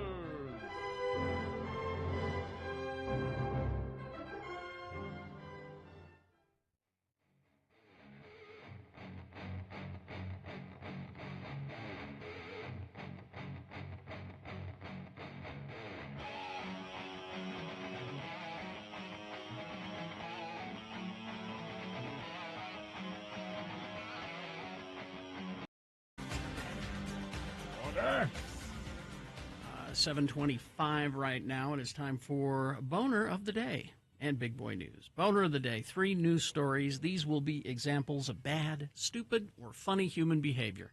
You will decide with your vote of these 3 candidates which one is the worst, which one deserves to be Boner of the Day for today, April 3, 2023. We'll give you 2 candidates now, a third after the news, and once you've heard all 3, you'll vote. One of you lucky random boner voters will receive a boner T-shirt that you can wear, or not. I don't care. All right. Boner candidate number 1. It's part of the grand sporting tradition, or perhaps we could also call it sports reveals character. An assistant attorney general for Utah has been placed on administrative leave while internal investigators look into whether he participated in an alleged sports hazing ritual at Westminster College, where he also coaches the women's soccer team. The Utah Attorney General's office said the decision to remove Tony LeBlanc from handling cases for the time being was non-disciplinary. He will be paid during the time he's out of the office. His leave came after LeBlanc was named in a lawsuit earlier this month filed by a former soccer player at Westminster. Naomi Keel said when she was a freshman on the team in 2021, she and other new players were forced to take part in an initiation ritual where they had to answer sexual questions in front of LeBlanc. And Coach LeBlanc, according to Keel, piped in with his own follow-up questions and laughed at the players' answers. Keel said some of the players didn't want to participate but felt like they had to or they would face repercussions, including being benched for games if they didn't. In her lawsuit, she called the experience sexual harassment and said the coach had an obligation to not let the ritual happen. Instead, Keel said he encouraged it. And when she and her father went to complain about it to administrators, LeBlanc then allegedly retaliated against her and benched her for 4 games. Keel has since left the school and quit soccer. LeBlanc is a Westminster alum and played for the men's soccer team there, according to his biography. He coached the women's soccer team for 16 seasons, the entire time it has existed at the college. And again, he's also in the Attorney General's office, an attorney in the Attorney General's office. Ugh. Boner candidate number 1. It's all part of the grand sporting tradition. Here's boner candidate number 2. It was a freak accident, honest. A 47-year-old man was left in extreme pain and needed surgery after he inserted a water glass into his rectum. The Nepalese man arrived at the emergency department admitting that the object had been inside of him for 3 days. Oh. Initially, the man said it had happened by accident. It was an accident, honest. I sat down on the water glass. And then he revealed that he had done it himself for, you know. Yeah. The man hadn't had a bowel movement in 2 days because of the glass being there. Yeah. He said he'd tried to remove the glass himself, but he failed. After an X-ray was done, and there's the X-ray right there. Oh. X96.com/live. The doctors tried to remove it. They couldn't get a grasp on the glass as it was inverted. Yeah. Medical staff then performed an exploratory laparotomy. They have to open up your abdomen. Yeah. At that point, they attempted to move the glass by sort of squeezing his lower intestine. And finally, it was tightly wedged, the physician said. But finally, they managed to, boner candidate number 2. It was a freak accident, honest. Coming up in a moment, boner candidate number 3, you must surrender the goat. Boner candidate number 3 coming up after this. Big Boy News and Opinioendo. Brought to you by... If you're into Magic, Dungeons & Dragons, or Pokemon, Haster has it. Scarlet and Violet, the new Pokemon TCG set, arrives this Friday, March 31st, with booster packs, booster boxes, elite trainer boxes, and more, located at 6831 South State. Get store hours and more at HasterGames.com. I had a friend who worked in an emergency room, and he said you wouldn't believe the kinds of things you see people put inside of their bodies and then can't get them out. David Bowie's manager said... he made the decision, David Bowie did, to kill off the Ziggy Stardust persona. But he had the intention, according to his manager, of staging a dramatic comeback as Ziggy Stardust. In a recent interview with Mojo, Tony DeFries said that they decided to keep the retirement news secret until the final show in London in July 1973 was nearly over, with the announcement shocking Spiders from Mars bassist Trevor Boulder and drummer Woody Woodmansey, who hadn't been told about it in advance. Basically, I think success wasn't the ideal situation for David, said DeFries, when Aladdin Sane was selling enormous quantities and crowds were shutting down railway stations just to get a glance of him. I think that's when it all began to sink in, that he was no longer just an ordinary person, that he was a big star. And Ziggy was taking hold of his life, and he couldn't cope with it. And so he decided, I've got to retire that persona. And I guess it didn't work because he still remained a huge star, and people followed him wherever he went. There's nothing you can do about it when you get to that level. Trust me, I know. Yeah? Well, that album, the Ziggy Stardust album, is just perfect. Yeah, it's great. Ogden Mayor Mike Caldwell, who had been quiet thus far about his plans for this election cycle, will not run for a 4th term as leader of Ogden City. It wasn't tough, he told the Standard Examiner on Friday. It's time for me to do new things, he said. The announcement comes as the 2023 mayoral campaign is already heating up. There are 4 hopefuls, hope to be mayor of Ogden, including Taylor Knuth, I think it is, Knuth, or Knuth, Angel Castillo, and Chris Barragan. I think my sister was wearing a button the other day. She lives in Ogden, has the restaurant, that said, for Angel Castillo. I think that's who she's supporting. Ben Nadolski is a member of the Ogden City Council, and he said he plans to run and is scheduled to formally kick off a campaign Friday. Or maybe he did this Friday. Not sure what the date on this story is. It was in the Tribune today. Yeah, maybe you ought to run. Throw your hat in the ring. Yeah. Run for mayor of Ogden? Sure. Yeah, you could do it. Yeah, I mean, why not? Sure. I could be mayor of Ogden. Easily. I could handle it. I'm sure I could handle it. I'd vote for you. Would you? Wait, well, there's can one. Can we? No, we can't. I can't. Oh, you don't live in Ogden. Yeah. But you should do it. I'll ask my sister about it. Yeah, talk to her. Maybe, I don't know how long the term is, if it's 2 years or 4 years.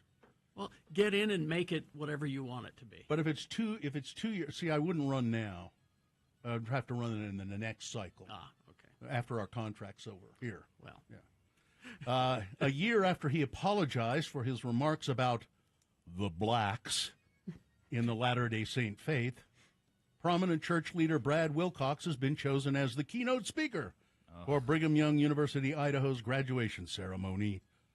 The school up there in Rexburg, which is operated by the Church of Jesus Christ of Latter-day Saints, announced last week its decision to have Brad Wilcox speak at the April 6th event. Oh, that guy? Yeah, that guy. Yeah, comment sections on the university social media pages were quickly filled with students and alumni who said, we'd rather not. we're kind of concerned by this. And some who said their posts expressing frustration or disappointment they were getting their posts deleted by the school. Really? Clearly the school doesn't care, said Marcel Robinson, a black international student from Jamaica. I just feel like it's a spit in the face to have him come talk to students. Of course. Robinson said for him it feels too soon after Wilcox's controversial remarks for the leader to be given such a prominent pulpit, and he believes the leader and the church haven't done enough to address the racism he feels was evident in Wilcox's words and continues to dog the faith. Clips from the Wilson speech went viral in February 2022 during Black History Month, showing him speaking at a fireside for Latter-day Saint congregations in Alpine. In the video, the leader said he often gets questions from members who wonder why black males didn't get the priesthood until 1978 when the church's racist prohibition was lifted. He said they asked him if Brigham Young, an early leader in the faith, was a jerk or if Latter-day Saints at the time were prejudiced. Wilcox responded that they might be asking the wrong question. Maybe instead of asking why the blacks had to wait until 1978 to get the priesthood, we should be asking why did the whites and other races have to wait until 1829? Oh. Some said, and Wilcox later acknowledged it wasn't the first time he'd made those comments. No. Yeah. Because after that, it was a script for him. It was almost a talking point. Video after video resurfaced after the initial clip of him saying the same thing. Yeah. Like it was a stand-up bit. He apologized, and I don't think he's done it since, but the people, some of the students are not happy that he's going to be the keynote speaker. Boner candidate... What? Oh, no, that's not a boner candidate. It could have been. Could have been. That's why, I'm sorry, I had it in my mind that I was going to make it, and then I didn't. The Desert Star Theater is closed because of a fire and water damage. Really? Michael Todd, the president and owner of Desert Star in Murray, was in his office in the building Friday night when the sound of a fire alarm pierced his ears. In the moments following, he said about 250 guests and additional employees had to be evacuated as the fire department arrived. It's a mixed-use building, so there are apartments above the Desert Star. Oh. Right. And one apartment caught fire, and the fire sprinklers in the building went off, Mr. Todd recalled. All that water came out and went right through the floor and right into the Desert Star. He says the water damage is extensive, damaging the historic wooden floors, and it's really a nice place in there. I mean, it's a very nice space. It's all wooden paneling on the inside, if I remember correctly. The wooden floors were damaged, and the ceiling. The cleanup crews are on the scene evaluating the extent of the damage. There's quite a bit, he says.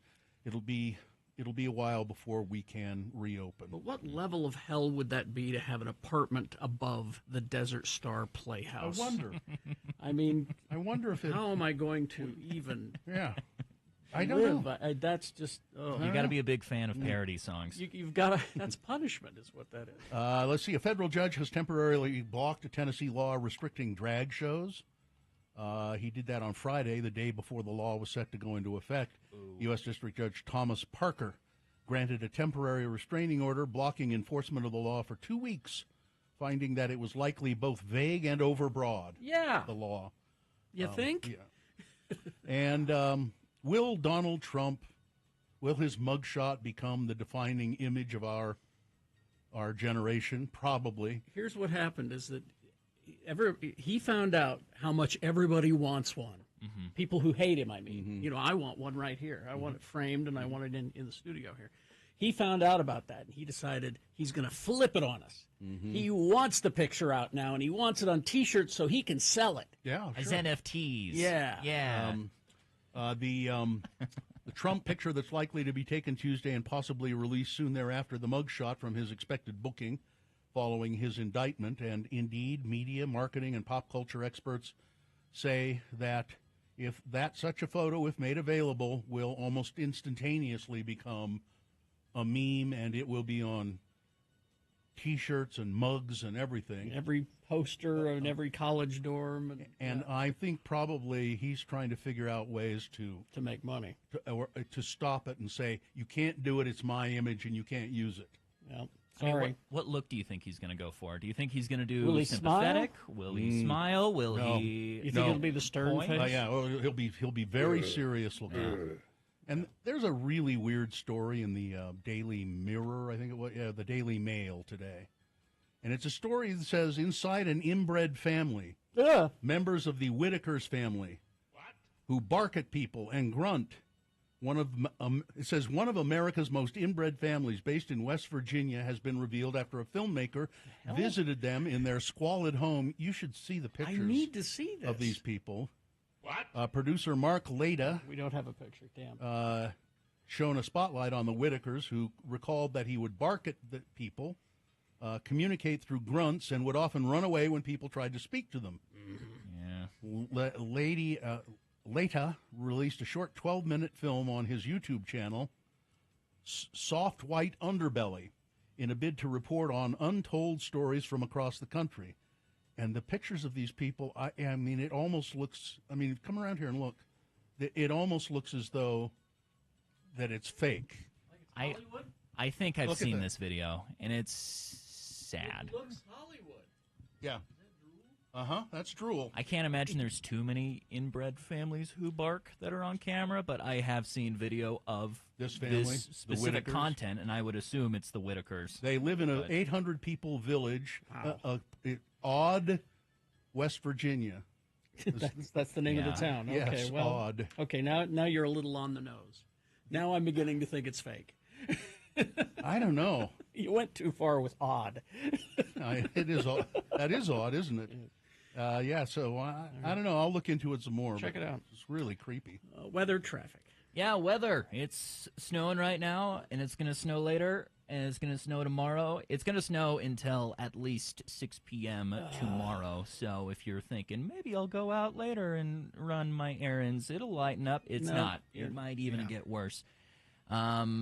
Speaking of that, traffic, that incident on SR 201 has been cleaned up, but the incident near Draper, northbound I-15, is still causing a mess.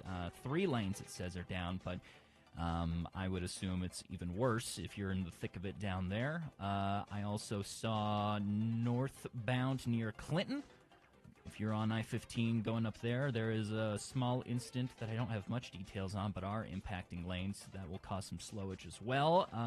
Other than that, I mean, it is messy out there, so I would stay home if you can, but you can always report anything I'm not seeing through 33986, our text line, if you can safely do so, of course. That is brought to you by Toyota. Has 20 vehicles with available all-wheel drive and four-wheel drive. Visit your Utah Toyota dealers today. Toyota, let's go places. Here's boner candidate number 3. You must surrender the goat. Every day for 3 months, Jessica Long's young daughter walked and fed her goat. bonding with the brown and white floppy-eared animal named Cedar. But when it was time for Cedar to be sold and slaughtered at the Shasta District Fair last year, the 9-year-old girl just couldn't go through with it. My daughter sobbed in her pen with her goat, Long wrote to the Shasta County Fair manager. The barn was mostly empty, and at the last minute I decided to break the rules and take the goat that night and deal with the consequences later. Long purchased the goat for her daughter to enter into the 4-H program with the Shasta District Fair. Children are taught how to care for farm animals. The animals are then entered into an auction to be sold and then slaughtered for meat in the hopes of teaching kids about the work and care needed to raise livestock. In her letter, Long pleaded for the fair to make an exception and let her and her daughter keep Cedar. Aware that Cedar had already been sold in auction, she also offered to pay you back for the goat and any other expenses I caused. Well, instead, fair officials reached out to the Shasta County Sheriff's Office, and armed with a search warrant, detectives drove more than 500 miles across Northern California in search of Cedar the goat. What? According to the search warrant, deputies believe Cedar was staying at Bleating Hearts Farm Sanctuary in Napa County, based on the fact that the sanctuary had posted on Instagram its support for the little girl, Long, and urging people to call the district fair to convince them to spare Cedar. But no, local officials, the cops, the deputies that traveled 500 miles, found the goat, took it, and Cedar was, in fact, slaughtered. Oh, why? I don't know. There's plenty of other goats out there. I think so. It seems pretty cruel, doesn't it? Long has filed a federal lawsuit against the Shasta District Fair, arguing it was an egregious waste of police resources and violated her and her daughter's Fourth Amendment and 14th Amendment rights, protecting them from unreasonable searches and seizures and due process. But no, Cedar the goat is gone, and the little girl is heartbroken. Where did Johnny B get his goat? I don't know. Well, it was a goat head. Yeah. I have to ask him. That face meat is delicious. Delicious. Boner candidate number 3, you must surrender the goat. All right, let's review the first two and vote. Boner candidate number 2, it's part of the grand sporting tradition. A Utah Assistant Attorney General placed on leave, being investigated after a lawsuit alleges that he took part in a sexual hazing ritual as women's soccer coach. Boner candidate number 2, it was a freak accident, honest. A mistake leads to a drinking glass being stuck inside a man's bum for 3 days. And boner candidate number 3, you must surrender the goat. Okay, thank you. Let's get to voting. Here we go. 1, 2, or 3. Remember your candidate number, the one that you think should win. Put that single digit in the message of a text and then text that to 33986. Or you can call Katie in the producer's booth at 877-602-9696. She'll take your live voice votes on the phone. Or go online, x96.com. Look for the box that says Boner of the Day, April 3rd, 2023, and vote there. If you don't see that box, refresh your internet browser. It'll appear. Click and vote. You've only got 3 minutes to do it, though, so let's go. This is Boner of the Day. Bill Frost telling us what's on TV coming up at 8. Also, your next keyword in the $1,000 a day giveaway on the way, right at the top of the hour, or as close as I can get. We're a little late, sorry. Recently on the Rachel Ray Show, she was promoting her new fragrance, which she calls Fancy. It's $85. She sprayed some in the air and then started naming all the benefits. The main one was that it allows you to fart and nobody can smell it. That's a selling point? That's what she said. She said if you're in an elevator and you're wearing this perfume. She's a classy one. Do they have a guy's version? Because, boy, I tell you, I'm holding... You want to wear something called Fancy? I'm holding one back right now, and I don't want to... Go ahead. I don't want to hurt you guys. Go ahead. Go ahead. No. Go on. Why? Do it. Go do outside. It. Come on, Don't. chicken. Come on, do it. Don't. Do it. Not chicken. I'm just not sure you really want Do that. it. Why do you want him to do that? Do it. I don't believe him. I don't believe he's holding one. I believe he always has one ready. And I don't believe... he Just put the microphone down. Don't do it. I'll leave the room. And I don't believe it's going to be as bad as you say.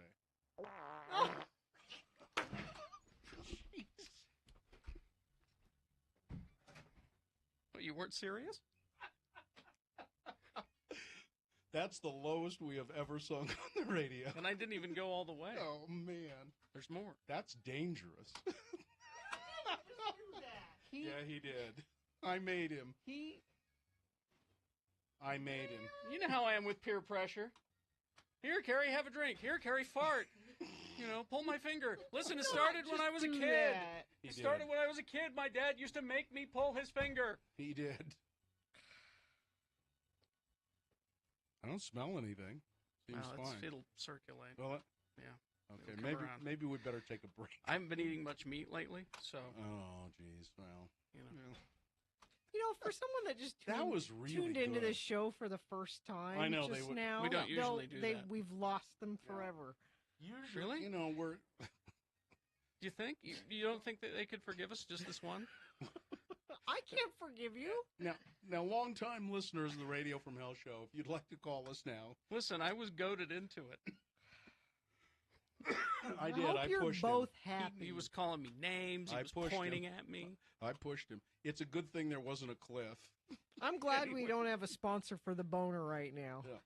Well, I don't think we'll ever have one either after that. Oh, my God. He made me. All right. Uh-oh. Weather? Somebody just texted and says, well, that's why you guys have a new three-year contract. And Sue just texted in, I am so proud to be your wife. Your bags are on the porch. I also just got a texter that says, I can smell it from here. It really is bad. Is it? Well, I've been holding it all morning. I haven't had a chance to leave. I know what that's like. I figured I'd be fine until, at 10. Yeah. It really started to kink up, and then you talked about that perfume. Oh, God, I can't believe you did that. Now, listen, how do you guys know it wasn't just a recording of a fart? It wasn't. He put the microphone down. Shut up. It could have just been a recording of a fart. You don't know. You don't, but I'm here to tell you it wasn't. Well, see, these guys are selling it. Yeah. They're acting. Nope. That was real. Oh, man. Great. Oh, wait a minute. Huh? Wait a minute. Oh. Don't. Yeah, it was real. Told you. Yeah. I thought you were going to do it, No. All right. I don't have one, or I might. Is it like yawning? It just, wants some. In part by, let's see, chicken katsu. That's what it was. Oh, nice. Yeah. And the downtown winter market is open Saturdays at the Gateway from 10 a.m. to 2 p.m. Shop for fresh produce, meats, and unique gift ideas in the craft market. More info at slcfarmersmarket.org. Interesting voting. Well, here's a surprise. Yeah. Very close. I knew it would be between those two, but I didn't expect this outcome. By 13 votes between number 1 and number 3. So number 1, Brad Wilson, the guy who's the keynote speaker, and number 3, Surrender the Goat. The winner by 13 votes, 113. Number 1, the keynote speaker, Brad Wilson. Not animal cruelty. That's unusual. No, number 1's not. Yeah, not the keynote. Not Brad speaker. Wilson. No, number It's 1 is the Westminster College. I'm you sorry. were thinking about making him Damn a it. voter. Yeah, you're double guessing yourself. I did it again. Why didn't you just do that? I did. Well, it was too late, and I did it again. The Westminster coach. Yeah. Mm-hmm. Now that really surprises me. Yeah. I thought the goat would win because animal cruelty usually does. Yep. But there it is. That's your boner of the day for today, April 3, 2023. Now qualified to be boner of the week. That's funny how my mind kept putting him in there. Well, go ahead and make him boner tomorrow. Yeah, maybe. Yeah. So Nick is filling in. Nick's your buddy. Nick's your pal. Filling in for Gina Barberi, who's gone to Florida. No, Georgia. Oh, Savannah. Same thing. Yeah, Savannah, Georgia, which is a lovely place. It really is. But Nick, are you still in school? I am. Why? Well, isn't that a fun question? I recently changed to marketing over at the University of Utah. Marketing from what? Computer science, originally. Really? So two very interesting fields. Yes, and why did you change? The computer science I enjoyed. I do Mhm. like watching numbers change on a computer screen, but I like this job a lot, and I figured a marketing degree would probably do better than computer For science. this job? Yeah. So you're putting your money on a dying industry. Yes, 100%. Well, way to go. Yeah. I think we need you to revive it. Oh, don't do that. Now, so you were a bachelor for a long time, but you finally got married. How long ago? 2 years ago, this upcoming August. And how's that treating you? Fantastic. I mean, Yeah. It's just happy, boring life with Really? that. Yeah. Yeah.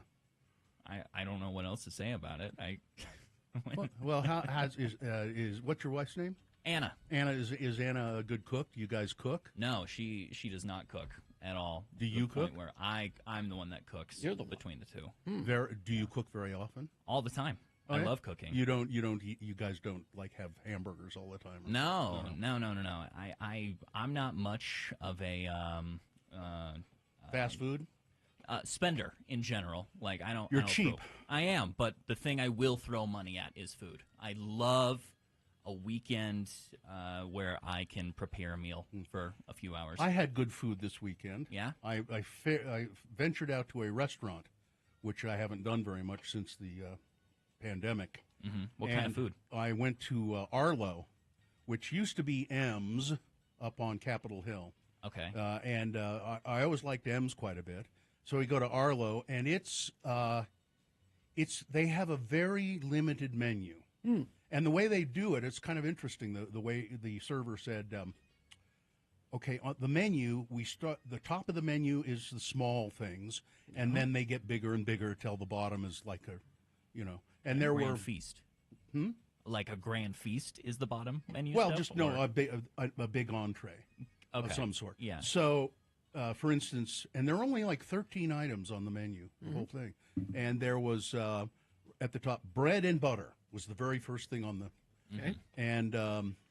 and it said fresh baked bread right here. We make it right here, and possibly this way, possibly the best French butter you will ever taste. Wow, that's a bold statement. It was pretty damn good, and the bread it comes out in a little cup, and it's done kind of cinnamon roll style, but it's savory bread, not sweet, and it was absolutely delicious.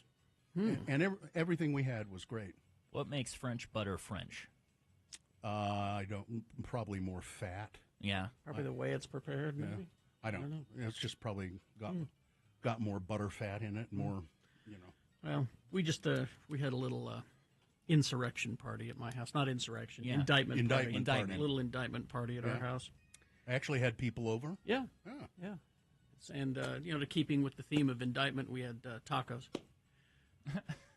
Because he warned there would be taco trucks on every corner. Oh, that's right. Yeah. If Hillary got elected, there would be taco trucks on every corner, to which we all said, yes. I thought the tacos was a reference to that photo of what was it, Cinco de Mayo that he did? Oh, yeah, that too. Yeah. That was a good one. Well, it'll be interesting to see what happens with the Donald tomorrow. It will be a madhouse at the courthouse. Yeah. It will be just Michael Cohen said, and it will be crazy. And people are all up in arms, or some people are angry about Leslie Stahl interviewing Marjorie Taylor Greene on 60 Minutes.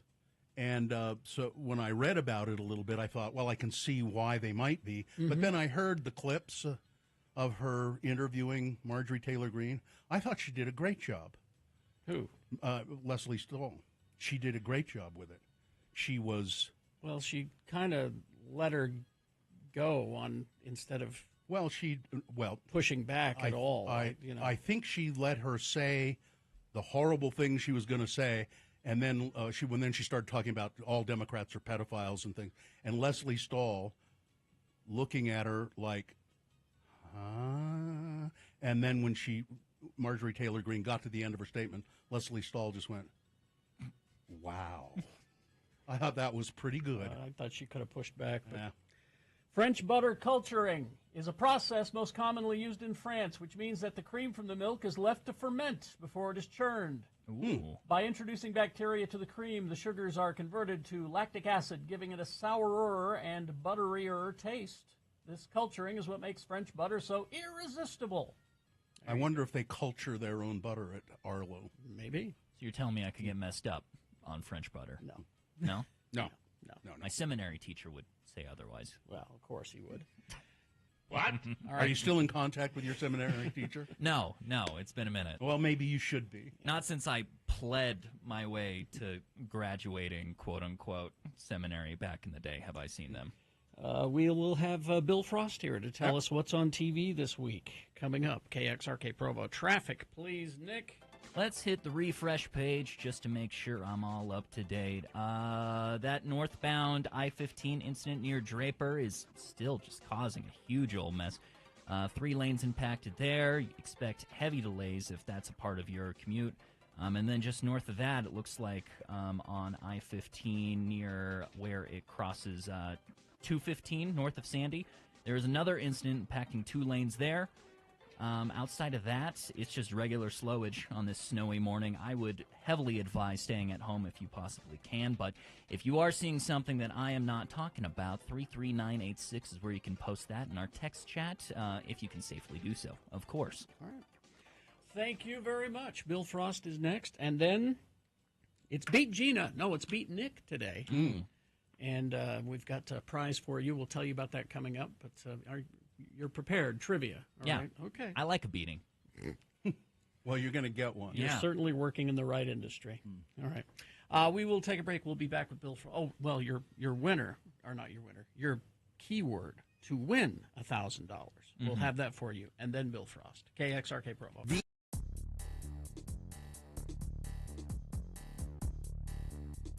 At some point. I haven't gotten on the scale, weighed myself, that is, since. So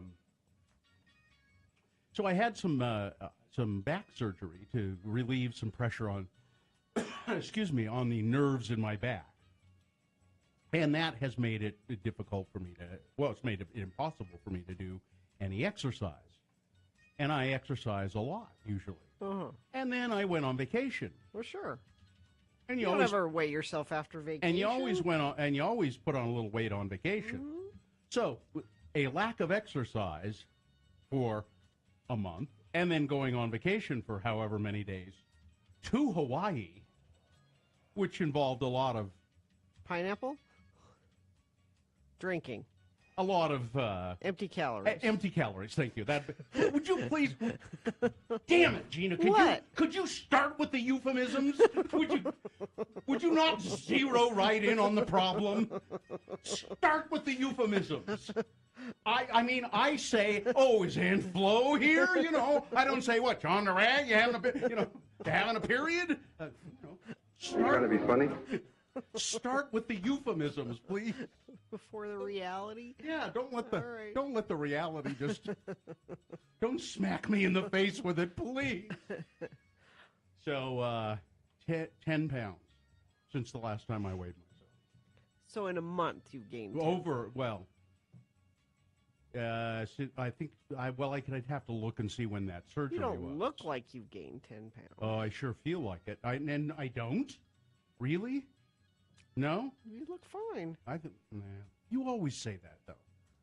Because I don't know, why does she always say that? Because I don't think it's true. I'm sorry, I was chasing down things that we have to take care of here. I'm, trying to fix the show. That's all. She always says, you look fine. I think you say that either because you don't really look at me or at people.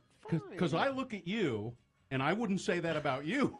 I didn't ask your opinion on how I look or how much weight I gained on my vacation. I didn't ask yours either. You just offered it. I didn't ask your opinion. Okay, I won't say you look fine. I start out saying something nice and I get in trouble for that. I don't think I look. I think you can tell I've put on 10 pounds. Can't you, Carrie? Gina, watch and learn. Really?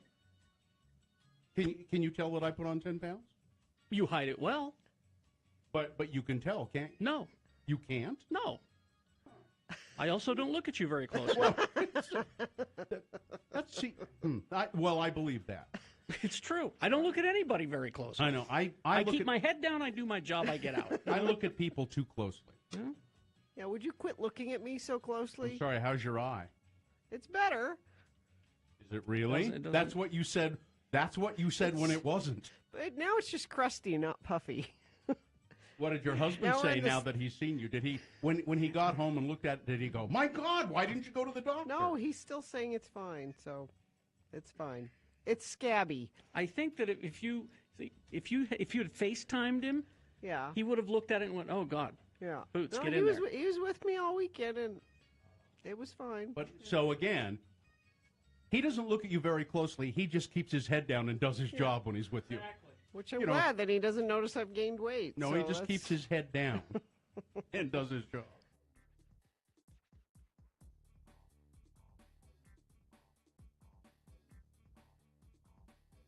And yes, the keyword for your chance to be the daily $1,000 winner is cassette. Cassette.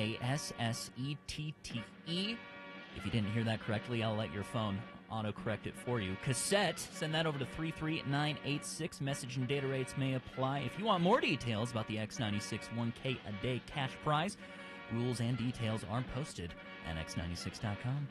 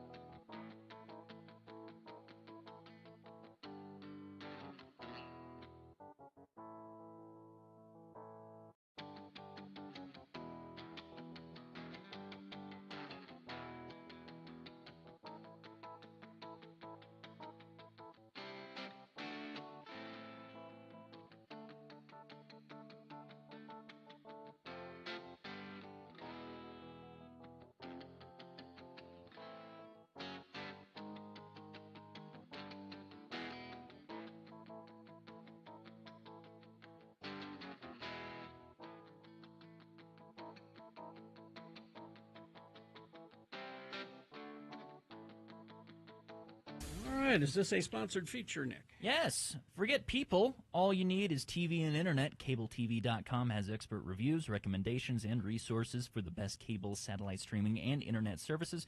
Embrace the singularity at CableTV.com today. Well, it's time for TV talk. Here he is, Bill Frost, to tell us what's on TV this week. Bill is a writer for City Weekly, a monthly column for City Weekly. What is it called? Content Shifter still? Sometimes it's called TV, sometimes it's called True TV. Depends on who's running the ship that week. I see. And Bill also has a podcast which is nominally about television. About half and half. Yeah, it's TV Tan. Yeah. And then musician. Yeah. Guitar stuff. Yeah, guitar stuff. Where you find all of that? All that at BillFrost.tv. Okay, then. What do we got? Brooke Shields, you've probably seen her making the rounds in media recently. Yes. Yeah. She has a new documentary on Hulu starting today. Oh, really? I think it's a two-parter, really. So it's a look at the life and career starting as a very young child actor in the 70s. Yeah. And to not a mind-blowing career as an actress. No. She's done a lot of stuff, but nothing that's really blowing your mind. Fairly successful TV show. Yeah. Suddenly Susan. You can't find it anywhere. Yeah. It's not streaming anywhere. Really? I looked. Because it did quite a few seasons, didn't it? Yeah. I just remember it as being kind of bland. Yeah, it was like of those 90s Friends knockoffs. It was another one of those. Yeah. But yeah, you can't stream it anywhere. I think somebody probably misplaced it. It's like it's in a couch cushion somewhere. Yeah. You'd think Hulu would have jumped on that. It's like, hey, by the way, we have some stuff here. Here's our show. Yeah. And if you didn't feel like, actually going outside to see 80 for Brady, you can watch it tomorrow on Paramount Plus. No, that's okay. Yeah. I'm not doing that. He's like, yeah. I'll pass. I'm not going to risk it for 80 for Brady. Nope. I went to the theater for Cocaine Bear. That's what got me into the theater. That was fun. Yes. It was worth it? I think so, yeah. Okay. Ray Liotta's last performance. Oh, yeah. And a fine one it is, yeah. Bill, you were asking about this a couple weeks ago. Schmigadoon, Season 2. Oh, yeah. On Apple TV Plus. Now, I didn't really like Schmigadoon that much, but this one looks sort of more promising. Yeah, the first season was Keegan-Michael Key and Cecily Strong stumble upon a weird little town in the woods that it's a 24/7 1940s musical. Yeah. It's based on the musical Brigadoon. Yes. Which, because I went to Ben Lomond High School, and we are the Ben Lomond Scots, every 3 years they would do a production of Brigadoon, because it takes place in Scotland. Yeah. So this time they decide, we missed that place. Let's go find it again. Because it got out at the end of the first season. Oh, they did? Yeah, Okay. so they go searching for it again, Why? and they find it, but now it's got more of a 70s musical theater vibe to it, where it's think Chicago and Cabaret. Okay. Yeah, and it's a little darker, a little edgier.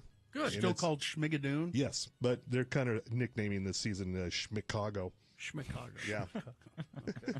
And it's a bit of a murder mystery as well going on. Oh, even better. And where do we see that? That is on Apple TV Plus. Okay.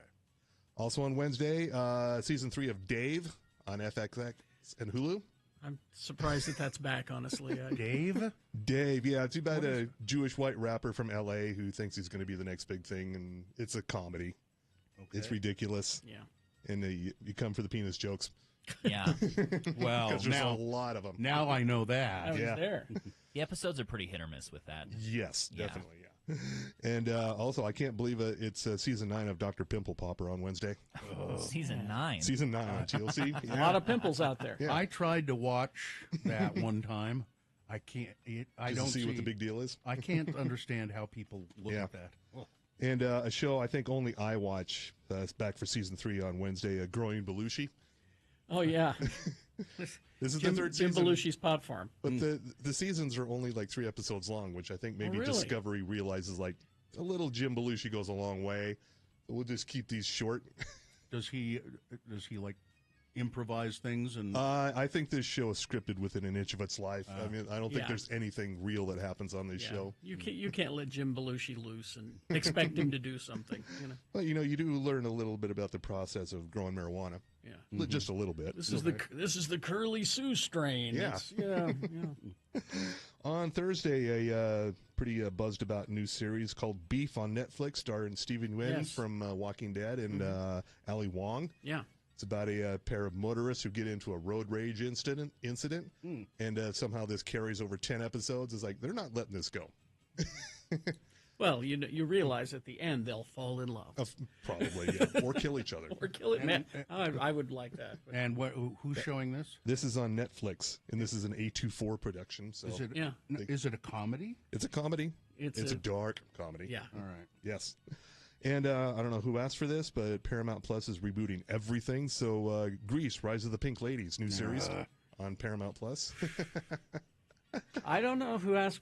Gina did. Even Gina. I don't even think Gina asked for this. It's the origin story of the Pink Ladies. Takes place years before the events of Grease.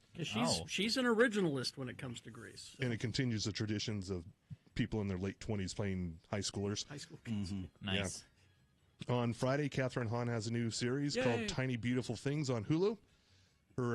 She plays a woman whose writing career is kind of ground to a halt, so she reluctantly takes a gig as an advice columnist for a local newspaper. Well, I'll watch anything with Catherine Hahn. Then all the feels happen. Mm-hmm. I'm just letting you know, Carrie. This has the feels. What? Well, I'll be there. Yeah. I'm okay. An advice columnist for a local newspaper. These things do not exist anymore. It's somewhere, maybe. On TV shows?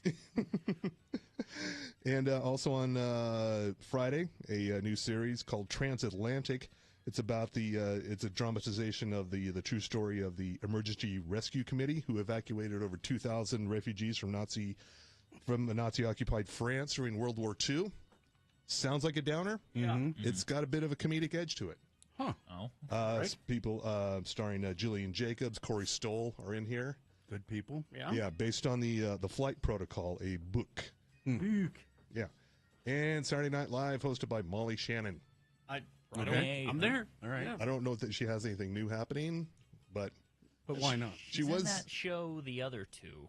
Is the only That's thing I can right. think of. Okay. And that's coming back. Yeah. Is it? Is it? It's Yes. I liked that show. That was quite good. Oh, yeah. So good. Yeah, we'd almost forgotten it. It's been away Yeah. for so long. Yeah. Exactly. Yeah. Exactly. She was also in a series last year on Stars called Showtime. I Love That For You with Vanessa Bayer. Which I meant to watch and It's not bad. kept forgetting. It's also, if you don't get back to it, you're fine. Yeah.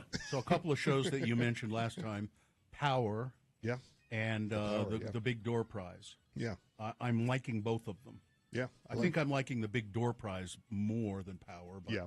But Power's okay. Mm-hmm. It's Definitely. you know who is really good in it is John Leguizamo.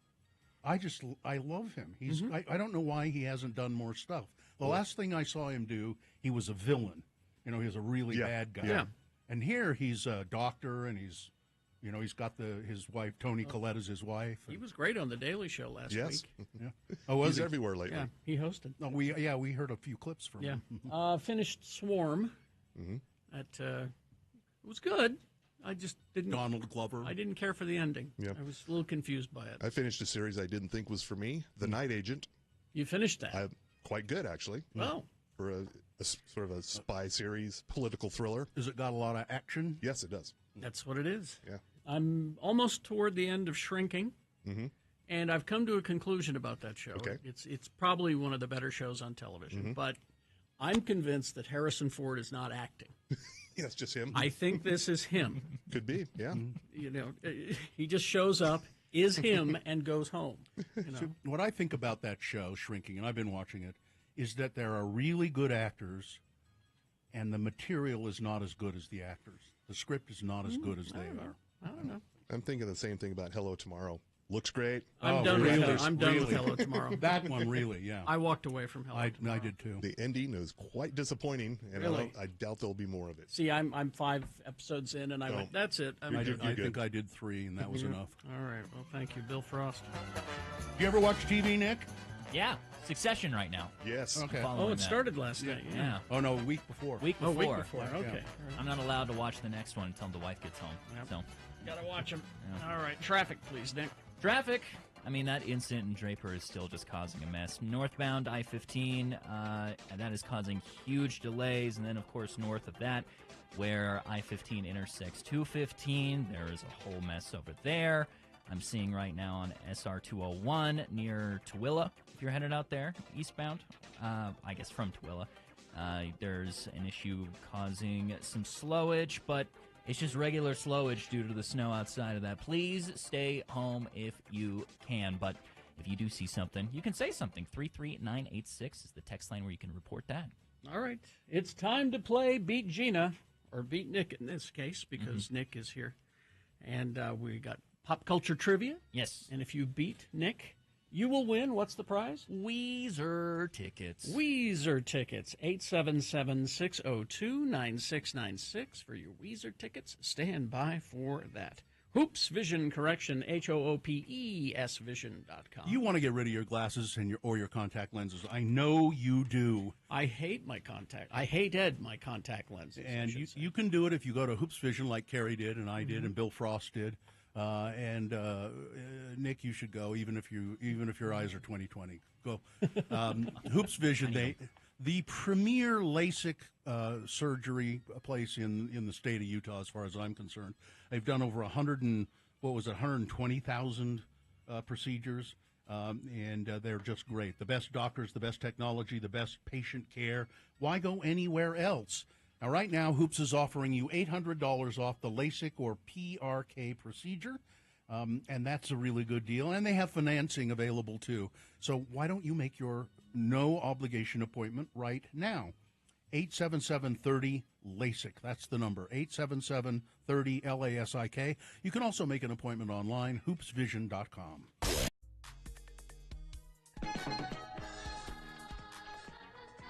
That's the music that tells us this is time for Best Question of the Week, and it's a feature that you don't use often enough. This is an opportunity to ask us any question. Email it to us, radiofromhell@x96.com. Put Best Question in the subject line. Send it to us. Maybe we will read your question on the air and answer it, like this one right here. I can't think of anything. All right. I can't think of anything. So this question comes from a loyal listener. It says, how did you all meet Dave the Flower Guy? He sounds like a great person and was wondering how you all were lucky enough to meet him. Well, I think Dave, back in the day, we had a... Well, it seems to me like you brought us into the orbit. You met him and brought him in, didn't you? Well, I think, yeah, but it's been so long.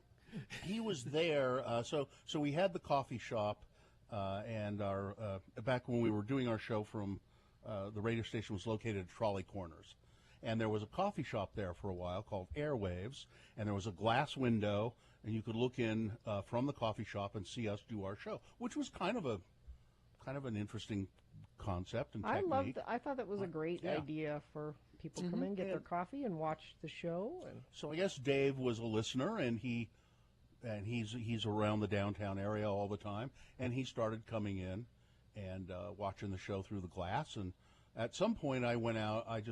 And every once in a while, we'd go out into the coffee shop and interview people for the show, or sometimes I'd just go out and chat with people.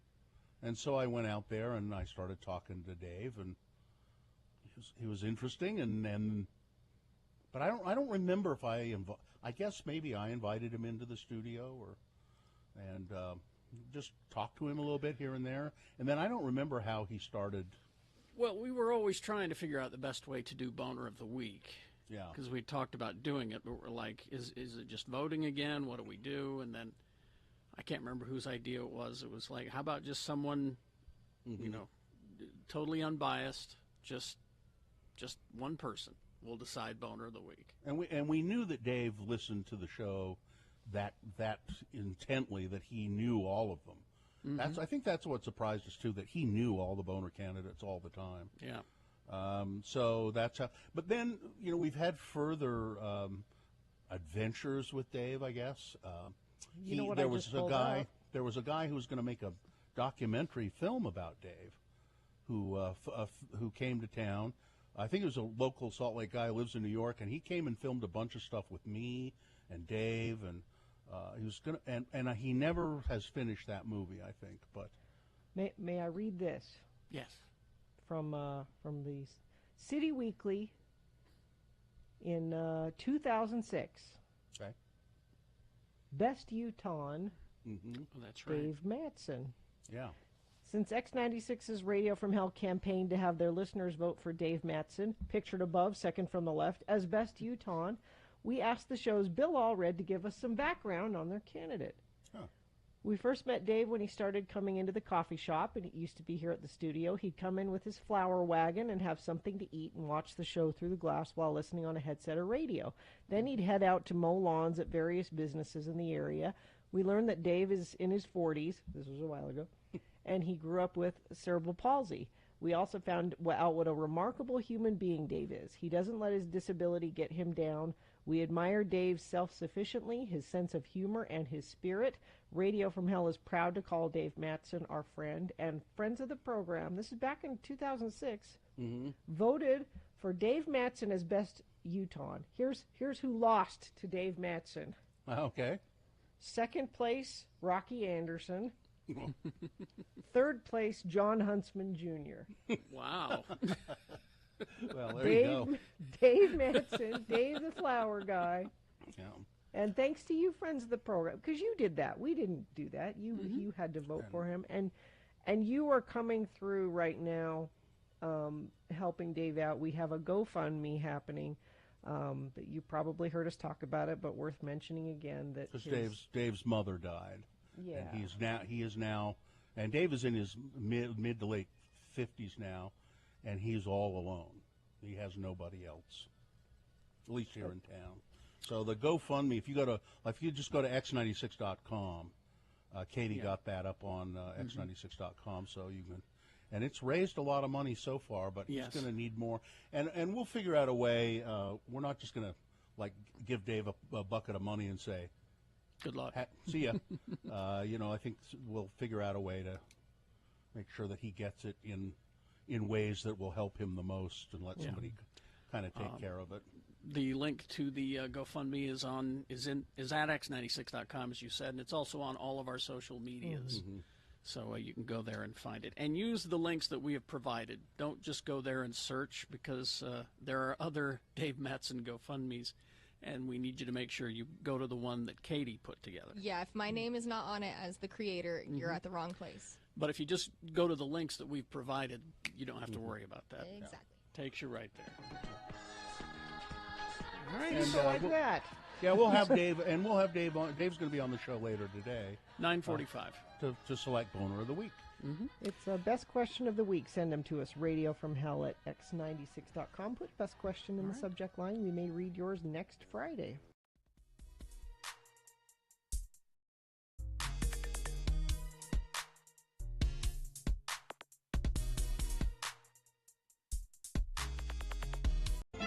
The excitement has been building all morning, and anticipation is high. The house lights will soon be dimmed, and the stage lights will illuminate the game show stage as we begin to play Beat Nick. Oh. I'm your announcer, Johnny Ola, and now a word from the American Meat Institute on why that pork you eat tastes so good and does so much good for you. Take a Boston butt, for instance. Okay. It's delicious, nutritious, and economical, too. Every tasty bite of that butt is rich in complete high-quality protein, food iron, and B-group vitamins. All meat is. Pork is especially good source of B1 vitamins, essential for growth, good appetite, and healthy nerves. And pork is easily digested, so easily that it's used in many baby foods. So enjoy pork often. Enjoy its tasty goodness. Enjoy the good nutritional health that all meat helps maintain. That's today's word from the American Meat Institute, headquarters Chicago, Illinois, members throughout the United States. Thank you. And now, the man known for maintaining tasty goodness and healthy nerves whenever he hosts this show, it's Mr. Kerry Jackson. Thank you, Johnny Ola. You're Thank welcome. you so much. All right, time to play. Well, it's not Beat Gina today. It's Beat Nick, because Nick is here. Hi. And here is our contestant, Sistan. Sistan? Sistan. Sistan. All right. Okay, Sistan. We're gonna. Sistan. It's what? It's Sistan. It's G-E-S-A-N. It's a little different. I know. G with a G. Is that right? No, with a B as in boy. Oh, That's my Stan. God. All right. Sally. Yes. Nice. Sally, nice to talk to you. Stan. Stan. All right. We're going to toss a coin. You got it. We're going to toss a coin to see who goes first. You call it in the air, heads or tails. It will give you an advantage in the game. Okay. Heads. Heads. All right. Let's see. Tails. That means Nick goes first. Nice. Terribly sorry. That means that you're further away from those Weezer tickets. Mm-hmm. Now, if Nick beats you, what are you prepared to do in Nick's name? Yeah, what you got for me? I am going to donate to a charity. I'm going to look to my son has autism, and it's Autism Awareness Month. Yes. Mm-hmm. And so I wanted to donate to a autism charity. All right, there you go. Suitable offering. Okay. Well, let's begin. It's multiple choice pop culture trivia. Because I'm taking the week off, it's leftovers. It's spring break. I've got a stack of leftover questions that we haven't used. Yeah. So here we go. We'll start. And Right. I thought I'd start the week off easy for Nick because I know Nick plays video games. Yes. And so it's video game trivia. Okay.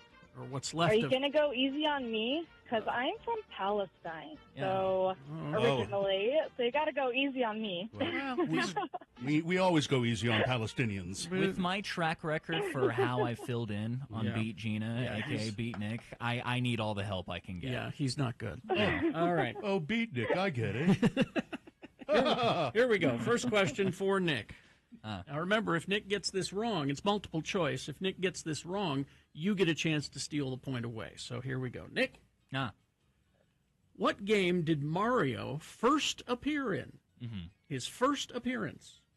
Was it 1, 1980's Plumber Simulator, 1981's Donkey Kong, 1983's Mario Brothers, or number 4, Billy Graham's Bible Blaster? I believe it was B, Donkey Kong. Donkey Kong is correct. All right, that's 1 point for Nick. And now, Bisan, it's your turn. All right. Here's your question. What is the highest grossing arcade game of all time?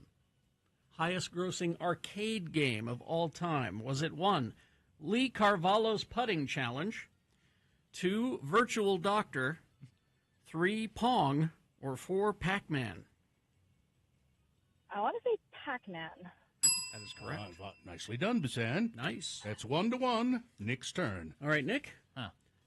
What kind of animal or creature is Yoshi? What kind of animal or creature is Yoshi? Okay. Is it 1, frog, 2, dinosaur, 3, duckbill platypus, or 4, spoonbill platypus? Frogs don't lay eggs, do they? Yeah, they do. Yes, They do? Yes, No, they do. But Nick, they're not amphibians. hard shell eggs, right? It doesn't matter. I'm They- going they B, are dinosaur. though. You're going with what? B, dinosaur. Dinosaur is correct. That logic got me to the end. All right. It's 2-1. She's trying to mess with you. Let's see if you can tie this up, Bisan. All right, here we go. All right. What is the highest-selling Xbox game? What is the highest-selling Xbox game? Is it 1, Escape from Grandma's House 1? There were more than one. Was it number 2? Was it number 2, Halo 2? Was it number 3, Death Kill City 2, Death Kill Stories? Or 4, Earthworm Jim? Probably Halo 2. Halo 2 is correct. That was my jam back The in the day. game is tied. Oh. Now, Nick, if you get this one, you win. Nick, Yes. switching it up. Because we're out of video game trivia, we're moving on to Vince Vaughn trivia. Oh, great. What does Vince Vaughn hate and does not have? Is it 1, a clear conscience, 2, a cell phone, 3, a car, or 4, a stable relationship of any kind? He strikes me as a car guy, so I go B, cell phone. Cell phone is Wow. And Nick, Look I'm at that. sorry. Nick wins the game, Bisan. It's back to Palestine for you. Yep, we're sending you back. Well, you know, I was given the easy video game trivia, That's which true. truly isn't fair. So, I think we can award you these Weezer tickets. Who are going to be playing with Spoon and White Reaper at the Great Saltaire Amphitheater this upcoming August 27th? That's a show. Excellent, Bisan. There you go. You get to go to see Weezer. All right, hang on the line. We'll tell you how to get Okay. those tickets. Thank Congratulations. you so much, and I will definitely donate to that charity. Oh, that's very nice. That's of you. nice. Hang Enjoy on. the show. Hang Thanks, on the Bisan. line. Listen, I've got to go tuck into a big plate of meat. Please do. Used in baby food, you say? Yes. Boston butt for me. All right. Okay. News brought to you by. News brought to you by Toyota. Has 20 vehicles with available all-wheel drive and four-wheel drive. Visit your Utah Toyota dealers today. Toyota, let's go places. It was actual ad copy from the American Meat Institute. Of course. Yeah. They still exist, by the way.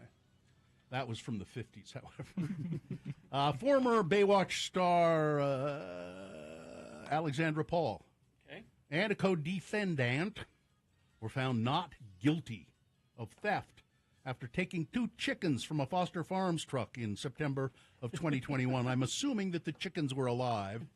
There's a picture of her stealing the chicken right there. That's well, I guess 2 lives saved is a, I guess is a that start. was her plan, I suppose. Paul and Alicia Santurio were acquitted of misdemeanor theft charges after a multi-day trial in Merced County. The 2 activists took the chickens from a truck outside of Foster Farms' Livingston, California plant in what they called an open rescue. The incident was captured on video by animal activists organization Direct Action Everywhere and posted online within hours. This is a victory for the chickens. Ethan and Jax are their names, and all other living beings subjected to abuse by corporations like Foster Farms, says Santurio in a news release.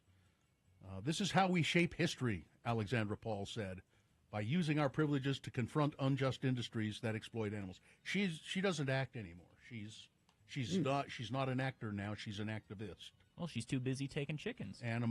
She's a chicken thief. She works with this organization full time now. This is kind of disturbing. Let's see, where did I get this story? Yeah, New York Times.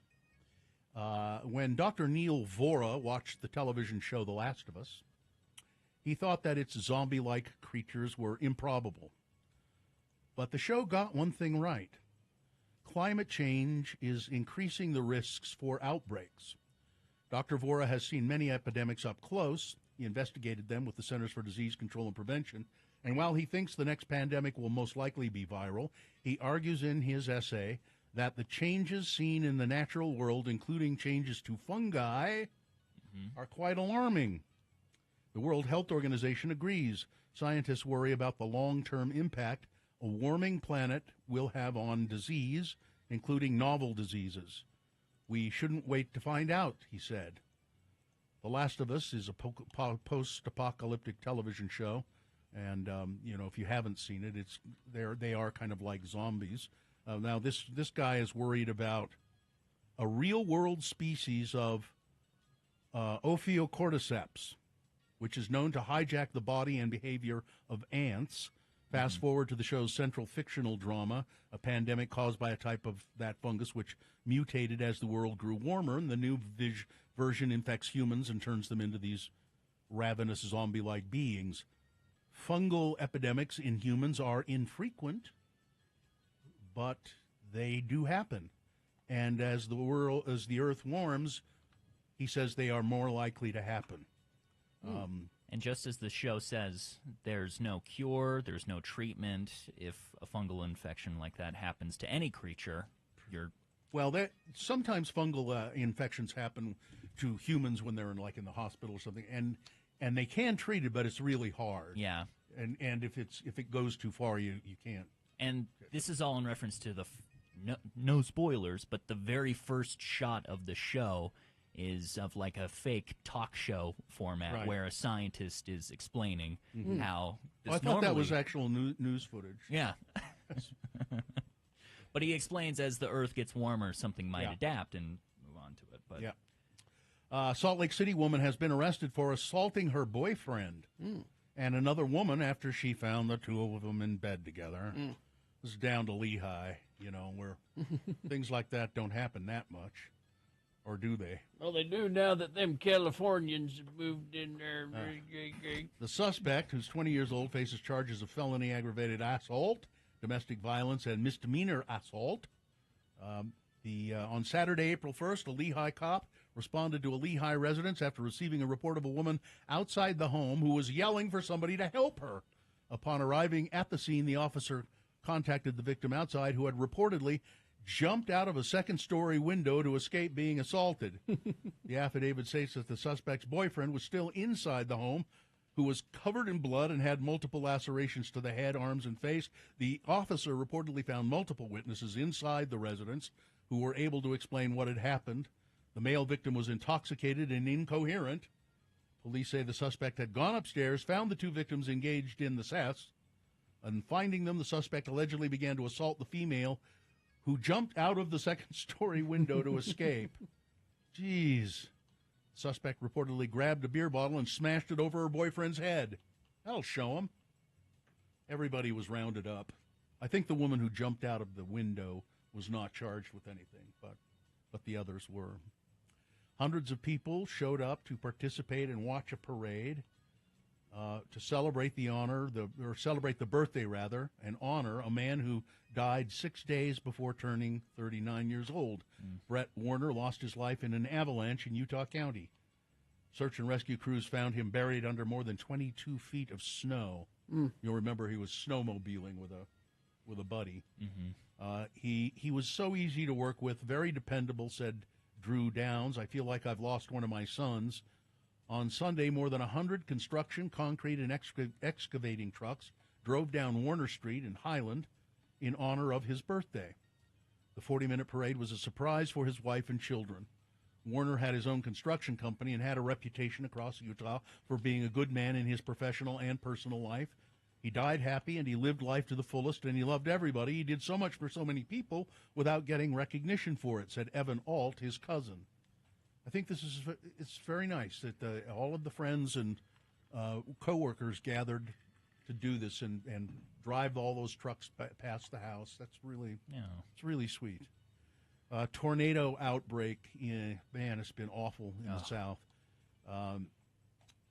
The destruction caused by a plethora of tornadoes Friday and early Saturday cast a very wide net, impacting states across the South and Midwest. As of Sunday morning, the tornado outbreak has been responsible for at least 25. I think it's up. It's higher than that now. Fatalities. Nearly 100 preliminary tornado reports were sent to the National Weather Service's Storm Prediction Center, with several of the tornadoes causing widespread damage.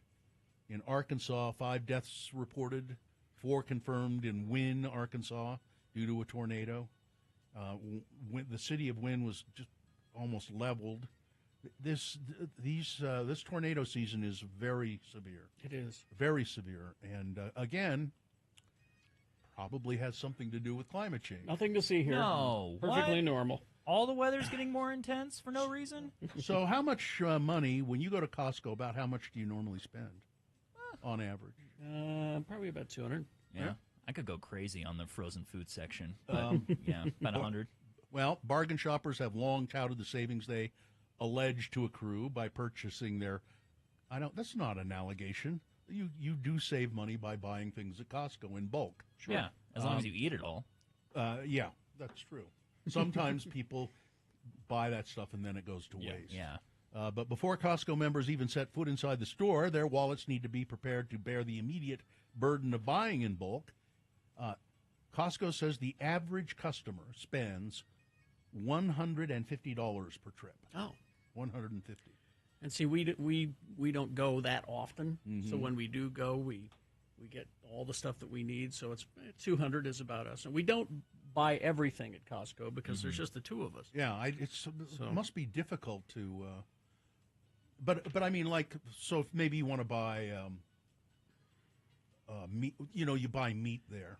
They have really good meat at Really Costco. good meat. Oh yeah. And you can buy. Yeah, we'll buy salmon and trout and then freeze it. Yeah, you can freeze them.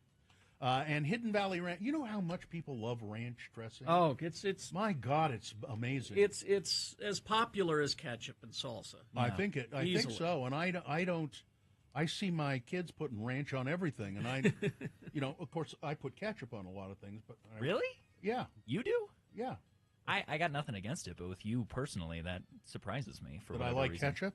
No, Why would that be surprising? You're a food aficionado, and most people who find themselves under that title don't agree with that. No. I don't have a nice steak and put ketchup on it. Right. Or, a beautiful dish of pasta. No, that's where he uses mayonnaise. Okay. Yeah. Hidden Valley Ranch offering a tangy twist on their signature ranch flavor with the introduction of new pickle-flavored Hidden Valley Ranch. If you want it, though, I would try this. I can see it. But you have to go to Walmart. Oh, It's exclusively Okay. at least at this point, it's exclusively at Walmart. I like ranch with my buffalo wings and not much else. Yeah, that's buffalo wings and the little carrot sticks that come with them. Yeah, exactly. I'll dip it in ranch. Let's make those carrot sticks unhealthy. I made homemade wings this last weekend, and that's how I did that. All right, sports, weather, traffic. Sports. The NBA is changing things radically, making the grass a little greener, you could say, by now making it so they will not be testing the players for marijuana. Now, they changed this in, I want to say, 2020, for whatever reason, in the middle of the pandemic.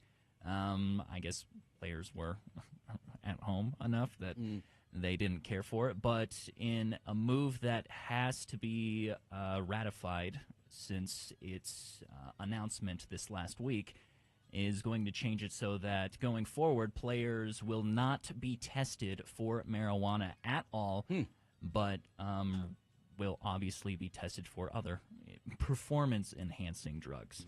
I would argue weed would never, ever be the case, but that's definitely a good thing because it helps with physical therapy. Sure. It helps you enjoy. It's considered a medicine now. That's yeah, why. it helps you enjoy the large Coke that they sell at the stadiums. That's your sports weather.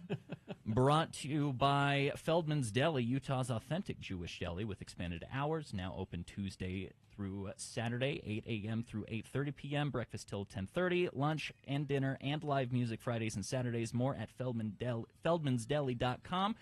It's just snowing, and it's going to keep snowing until at least tomorrow at 6 p.m. with the weather advisory in effect. It's been coming down on and off right outside of our studio, but I would imagine the roads are still terrible out there. I know that incident in Draper northbound I-15 is still just keeping people at a damn near standstill. Other incidents to report, I'm seeing near Ogden in Clinton going southbound. A little bit of an incident going on over there. But all in all, it's not too bad considering the weather. I guess everyone's just staying at home as they should be. But if you do see something, you can say something by texting it to our short code 33986, and please do so safely. Thank you very much. We will take a break. We will be back with some geek news for you. Stand by. Then at 9 o'clock, of course, our next keyword in the $1,000 a day giveaway. And then right after that, your boner recap. Stand by for all of that. I've neglected my fatherly duties all day today. I try to help with the homework. Now, my lovely wife here does it most of the time. I try to do 2 days a week. Thursday's your day. And Thursday's usually my day. And here you are at work. And here it is Thursday. Now, part of what we have to do for reading, for homework, is read for 20 minutes. So you guys all ready for 20 minutes of, of Charlie and the Chocolate Factory? We could do 5 minutes. How about that? He's on chapter 4. He's on chapter 4? But he was concerned that maybe we should start at chapter 1 so that everybody would... I'd be lost if you started in the middle. Oh, come on. We all know. Augustus Gloop, man. We all know. We haven't gotten to Augustus Gloop yet. Oh, where have you gotten So what are we going to do? We're going to start with chapter 1? Well, we'll start with chapter 4. Start with chapter 4. Don't worry about us. We'll catch up. We'll catch up. If we have any questions, we'll stop Dad. And okay. Yeah. All right. Gina might need a little bit of explanation. Yeah, I could probably do that. Right? I've never read it. Gina's kind of slow. Yeah. Okay. All right. So go ahead, little Bill. It's so hard to call him that because that's why really... that's his name. Yeah. Go ahead. Start. You can start right now. Go ahead. Okay. The next evening, Grandpa Joe went on with his story. You see, Charlie, he said, not so very long ago, there used to be thousands of people working in Mr. Willy Wonka's factory. And one day, all of a sudden, Mr. Wonka had to ask every single one of them to leave, to go home and to never come back. Wow. But why? Asked Charlie. Because of spies. Because of outsourcing. Spies. Oh. Spies. Spies? Yes. All the other chocolate makers, you see, had been grown jealous of the wonderful candies that Mr. Wonka was making. They started sending spies in to steal the secret recipes. Bastards. You editorialize? Swearing! Oh, God. No swearing, Dad. I'm sorry. I apologize. People want to hear you read, I think. What? They want to hear you read. Yeah, I was going to say, Bill, when Festus and I read, he reads a little, and then I read a little. Yeah. And... All right, you want me to read a little bit of this? Go ahead, read a little bit, sure. Then something astonishing happened. One day, early in the morning, thin columns of white smoke were seen to be coming out of the tops of the tall chimneys of the factory. People in the town stopped and stared. What's going on? They cried. Someone's lit the furnaces. Mr. Wonka must be opening up again. They ran to the gates, expecting to see them open wide. It was a request, sweetheart. I'm sorry. People wanted to hear Bill read. I don't know. It's homework. Oh, it's all homework. right. We well, better okay. get back to we that. better Okay, get to it. all right. Get back to reading. All right. Get back to the sweatshop. sewing those shoes. We'll get back to reading. What? Carrie needs some new Nikes. You kids get to work.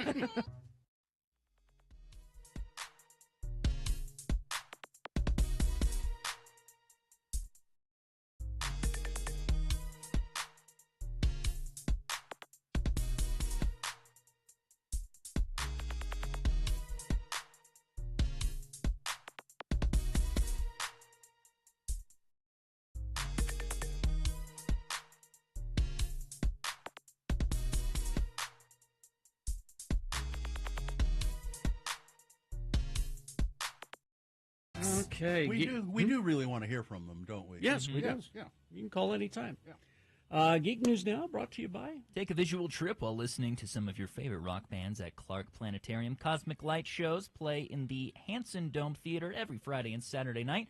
Visit clarkplanetarium.org for tickets. All right. So what I've got for you...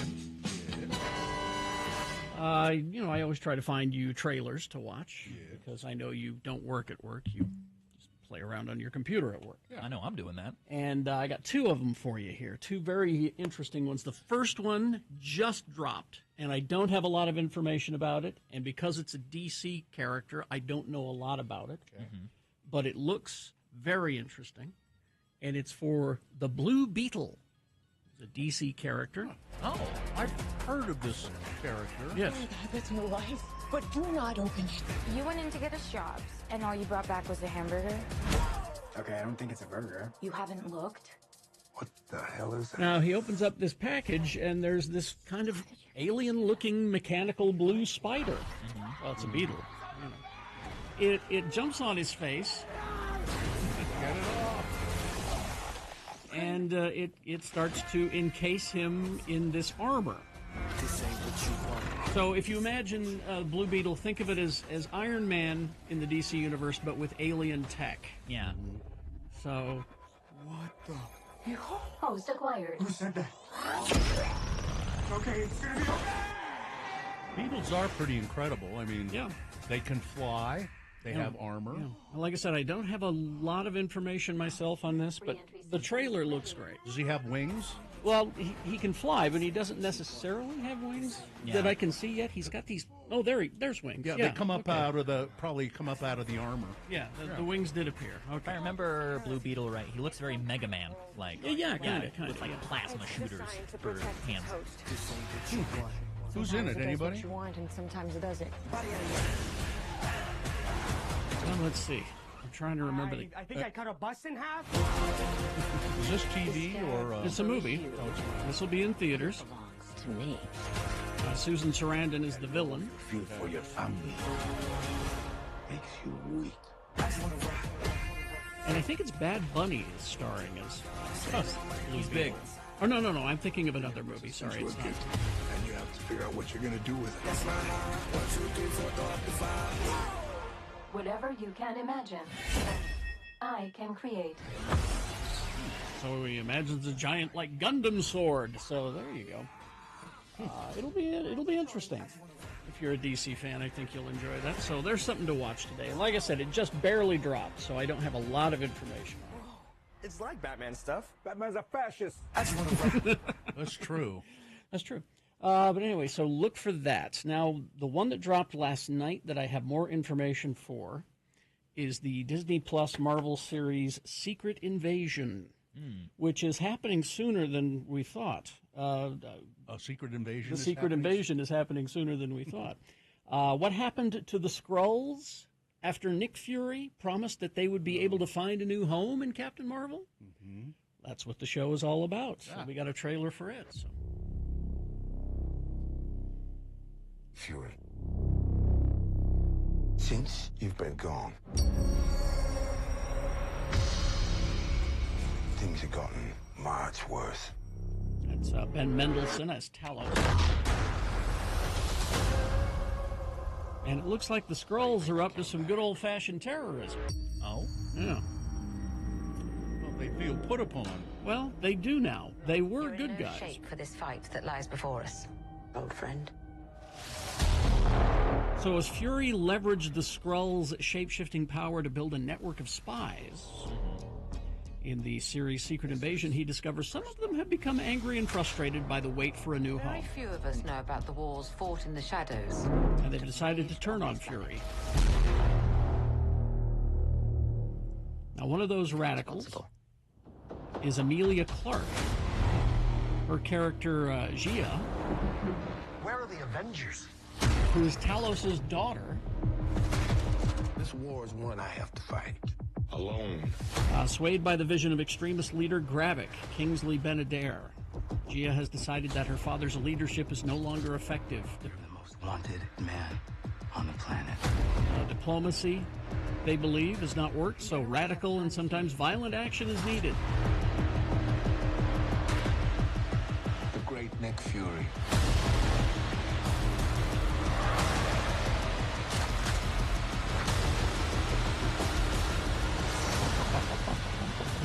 Sounds pretty serious. Yes. That'll be on the TV. That'll be Disney Plus. Yes. One last fight.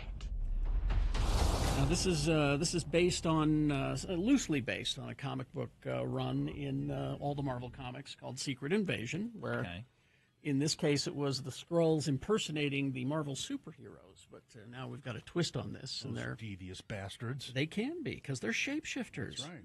Which kind of threw me when, I saw Ms. Marvel and there's the Skrulls that I've been led to believe all these years are the bad guys. Suddenly, we feel sorry for them. But now it looks like they've turned.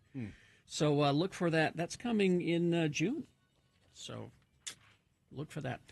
Star Trek. You're getting more Star Trek. Even though Discovery is ending, they're starting up some new Star Trek, a new series called Starfleet Academy.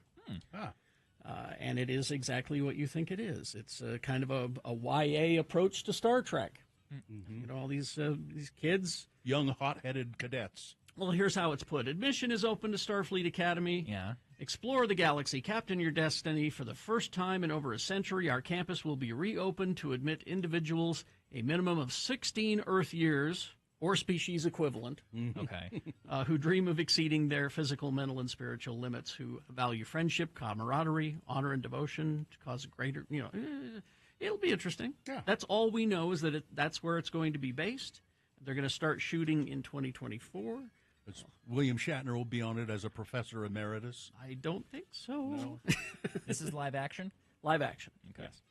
Yes. If you enjoyed the Scott Pilgrim movie. Yes. You did. That's one of my favorites. It is one of the few comic book movies that we can honestly say is the closest to its source material. It's so fun.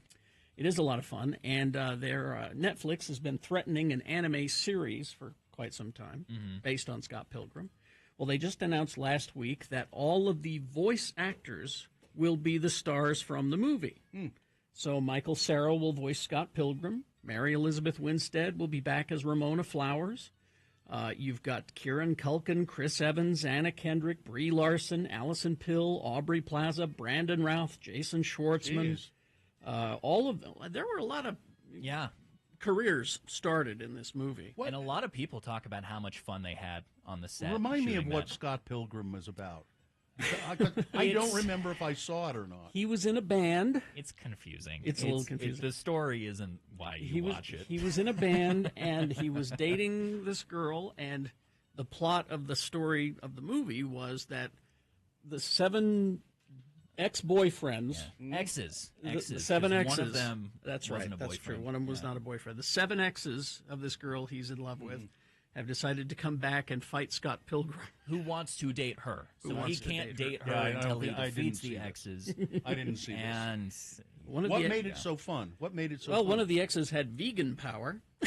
the visual aspect of it was perfect. Which is for why the an, live action which is show. why an anime TV series would be perfect for it. It perfectly blended visual effects with live action shooting, and it's an incurably unique editing and visual it's a lot of fun to watch. What's the director gone on to do after that? Oh, it's I forgot.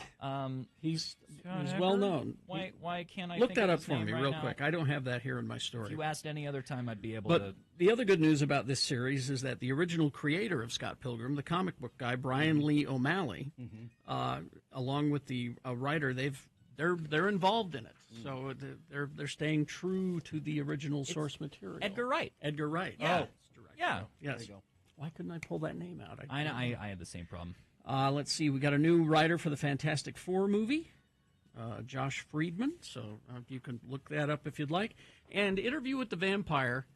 I've never seen the movie or read the books, but I watched the TV series and really, really liked it. They're recasting Claudia, the adopted daughter of the vampires, because she just can't make it. She's got too many other projects.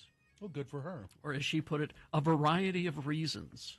So they've recast her with Delaney Hales is the new Claudia on Interview with the Vampire. And they start shooting like today, I think, is when they start. We're going to get a new second season.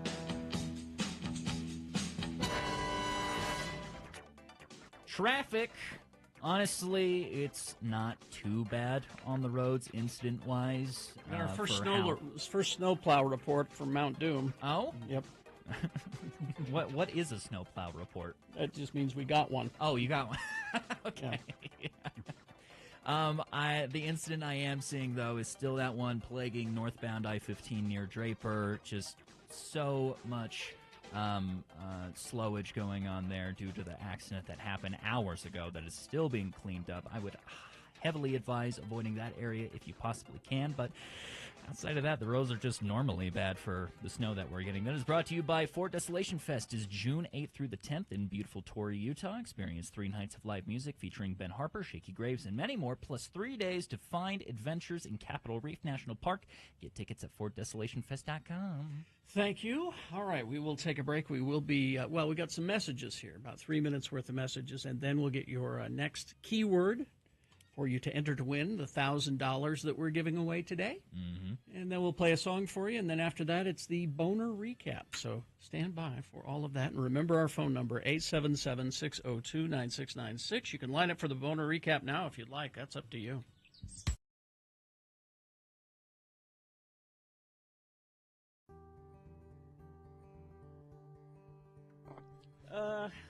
I'm a bad mom, I can tell you about real quick. Really? Mm-hmm. Well, we know you're a bad mom, but go ahead, tell us. Quickly, we're at Gray Whale. You can come by and see us, Gray Whale up by the U.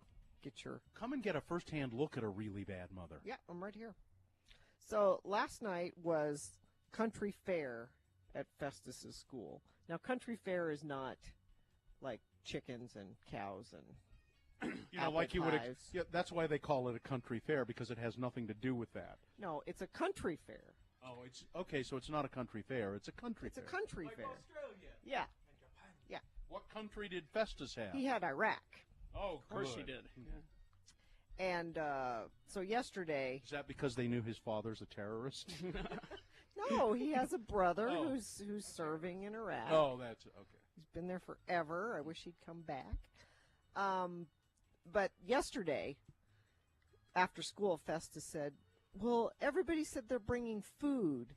As you know, you have the display board with all your information, and everybody's bringing food from their various countries. It would have been nice, honey, if you'd let me know that before, 12 hours before school. So I look around the house, and I see that Did you have some hummus or anything? Well, the mother-in-law had just come back from Egypt, and she brought this big container of baked goods from this Egyptian bakery, and the container had Arabic all over it, and they were Egyptian pastries. I'm like, that's close.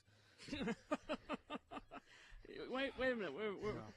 If you were to say that to your husband, your Egyptian husband, he's out of town, I'm guessing. So that's close, and there's Arabic on it. So you set that on the table, and it'll look it'll authentic. Yeah. Mm-hmm. So we go to the country fair and the country fair, and come back, and Joe stayed with the little kids at home while I took Festus to the country fair. And Joe said, "What happened to the pastries that I was so looking forward to eating?" And I said, well, he didn't have any food for his display, and so we took those, and I thought because it had Arabic on it that it would look. And he said, the Arabic that they speak in Egypt is not the same as in Iraq. It's like, that would be like if you took, pastries from Let's take some Spain French pastries to a Mexico country. What? Oh, I'm like, they didn't know. Nobody knew. It's Arabic. They don't know what. Did they not know? Nobody said anything. Nobody. Of course said they didn't know. Yeah. Was he angry at you? Did he get angry? A little bit. Like, Dr. my Sam mother- wants to talk about anger today. It's like my mother brought these all the way back from Egypt for me. For me. Did people eat them at the They fair? did. They were gone. Were they delicious? They were really good. You don't know. You didn't try them. No, I did. Okay. Before anybody else touched them, because then they've got germs on them. So I unwrapped them and tried one. You have problems with germs? Yeah. Oh, like my friend Lindsay. That would be good for you next time we're on. We'll talk about germs. Oh, yeah, Do you wear slippers at home? Or Yes. will your feet touch the carpet? No. She won't walk barefoot. She won't walk barefoot in a hotel room. Really? No. No. How? And if you're out and about and you need to go to the toilet, I try to wait difficult till you get home. Mm-hmm. Difficult. Unbelievable. And she's one of these people who opens the door to the bathroom with her elbow. Yep. You know? Yep. Flush with The your whole foot. thing. I'm no fool. Do you use a straw when you're drinking at a restaurant? Yes. Wow. Yeah, she's bad. James. We're going to have a show on obsession. Is our future. And we're making sure it's local winners only by feeding you keywords that only locals would know. The keyword for your chance to score $1,000 is Kearns. You know, like the city. I'm still going to spell it for you just to make sure you get it right. Kearns. Kearns. Send that over to 33986. Message and data rates may apply. You can get rules and details about the X96 1K a day at x96.com. I didn't do anything this week. I was such a slug this weekend. Sometimes you need a sluggy weekend. Good for you. I didn't think. Good for you. How do you turn that off? Alcohol. Genius switch. How do you turn that off? Alcohol. What kind? What was your alcohol of choice this weekend? Anything I could get. Whatever was handed to me, whatever was handy. It didn't matter. It didn't matter? No, didn't matter. You weren't discriminating Nope. about? No? Why? I'll take some of that, sure. Is it good wine? It's good enough. Yeah. I'll have some of that. You bet. And you were just handed things? Went out to dinner. That's the way it should be. Went out to dinner on Valentine's Day. You did? You did that going out on Valentine's? Yeah. That's brave. Yep.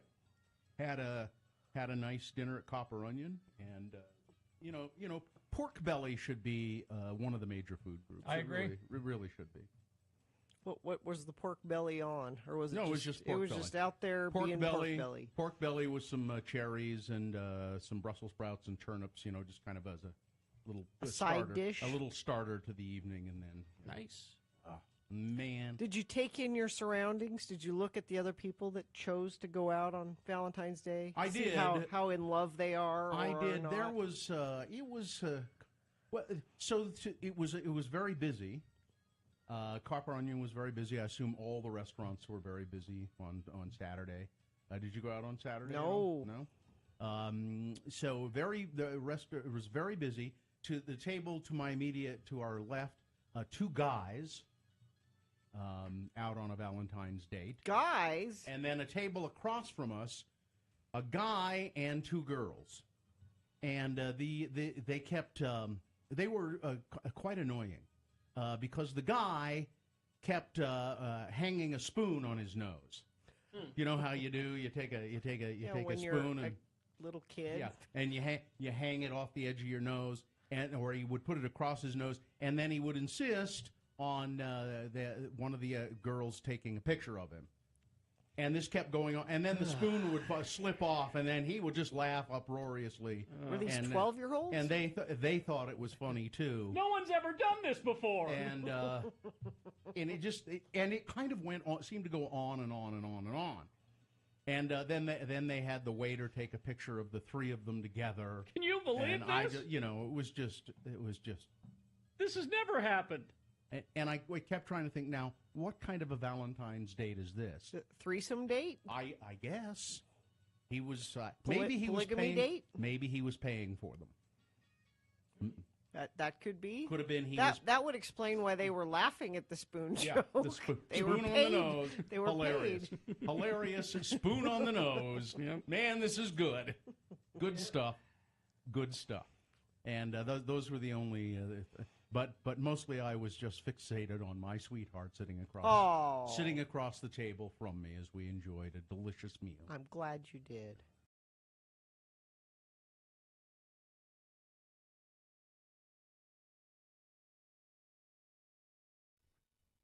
Bob's House of Hose. Nancy Pelosi's husband got PPP loan from the federal government. Did Bob's House of Hose get a PPP? I don't know. I'll have to check with Bob and see. Bob's House of Hose did not receive PPE. Bob's House of Hose is too small of a business, even though these loans were meant for small business. Bob, Yeah. how many employees? I'm not actually Bob, you realize. I'm the announcer for Bob's House of Hose. Well, announcer, I can get Bob if you'd like. Is he there? Bob's here in the sound booth with me. Nice. Telling you what to say.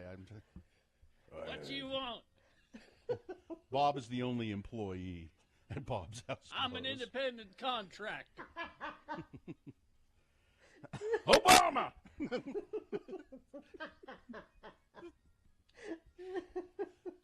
Says Bob House of Hose. Obama! Contrary to popular opinion, I'm not Bocephus.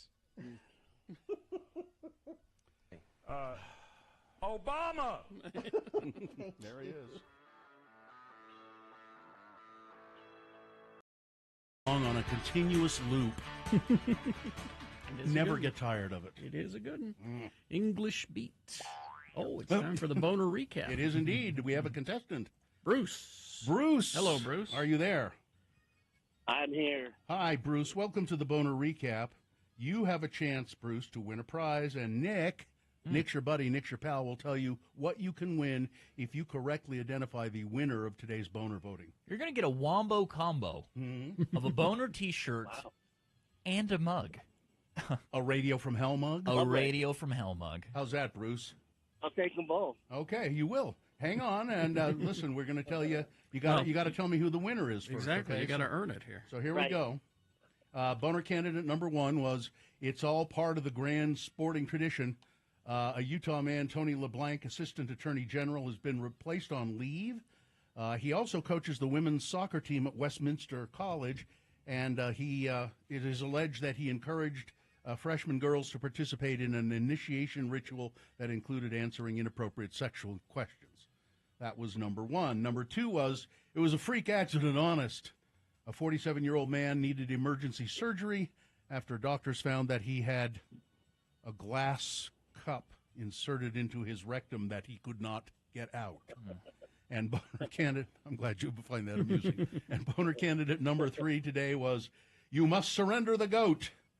California woman Jessica Long purchased a baby goat for her daughter's participation in the 4-H program at the fair, and she took care of the goat and raised it, and the little girl got so attached to the goat, she said, you're supposed to turn the animals in for slaughter. That's how the 4-H stuff works. And she said, I don't want to. I want to keep them. So her mother said, okay, and they took the goat home, and then they realized that the fair officials were going to come after them, so they took the goat elsewhere, and they sent the sheriff's office 500 miles. They drove to go and get the goat and have it slaughtered. That was number three. Which one of those won? I believe as horrible as good as all they are, number one. Yep, you're right. Number one won by 13 votes. Very close. Yeah. Very close. Congratulations. You get the Wombo Combo, the Radio from Hell T-shirt, Radio from Hell mug, and the Boner T-shirt. There you go. Hang on the line, okay? That's awesome. It is quite awesome, isn't it? Hang on. Somebody will tell you how to get your prize. 2 items you cannot buy. I'm just still, again, I'm surprised that one won. Yeah. Because the baby goat was egregious, and it was a cute goat. It pulls at the heartstrings, but number one he's a monster. Goats are adorable. I like watching videos of the little baby goats in pajamas jumping around. Yeah. But don't look at their eyes too closely. They go crosswise. They got creepy eyes. That's why people think they're satanic. Yes. I was walking through my neighborhood once. Oh, this has been several years ago now, and for some reason, somebody had 2 baby goats in their front yard, and we stopped and kind of played with them, and what they liked to do the most was butt you. Oh yeah, they with their heads. They were all into that, and I mean these were just little, by the size of a dog. Oh yeah, little baby goats. They were cute as hell, but would you knock it off? Jeez. Oh, they don't stop at all. Me and my wife were visiting her parents in Vernal recently, and they had some friends who recently had baby goats, which are just kids, right? Well, And that's what they call them. Yeah, yes. they were doing the same thing. They were I mean, they didn't go above my knee, but they just kept running into my shin. They were nipping on every little edge of my clothes, and they're adorable as hell, though. Now, I've never been around fainting goats, but a salesperson who used to work with us, Pam, had fainting goats. She had some. And she lives up in the Park City area, and I never got to see them. But, they actually, when if you make a noise or come at them, they faint. Or say a swear. Maybe if you use... Oh, that's different. That's a pearl-clutching goat. That's a different one. Yeah. That's mostly the legislature. The outrage goat. Yes. Yeah. But I think that's just so interesting that they've... And I guess it's a response of they like playing dead. Well, you won't do anything to me if I play dead. Oh, so they're not actually fainting.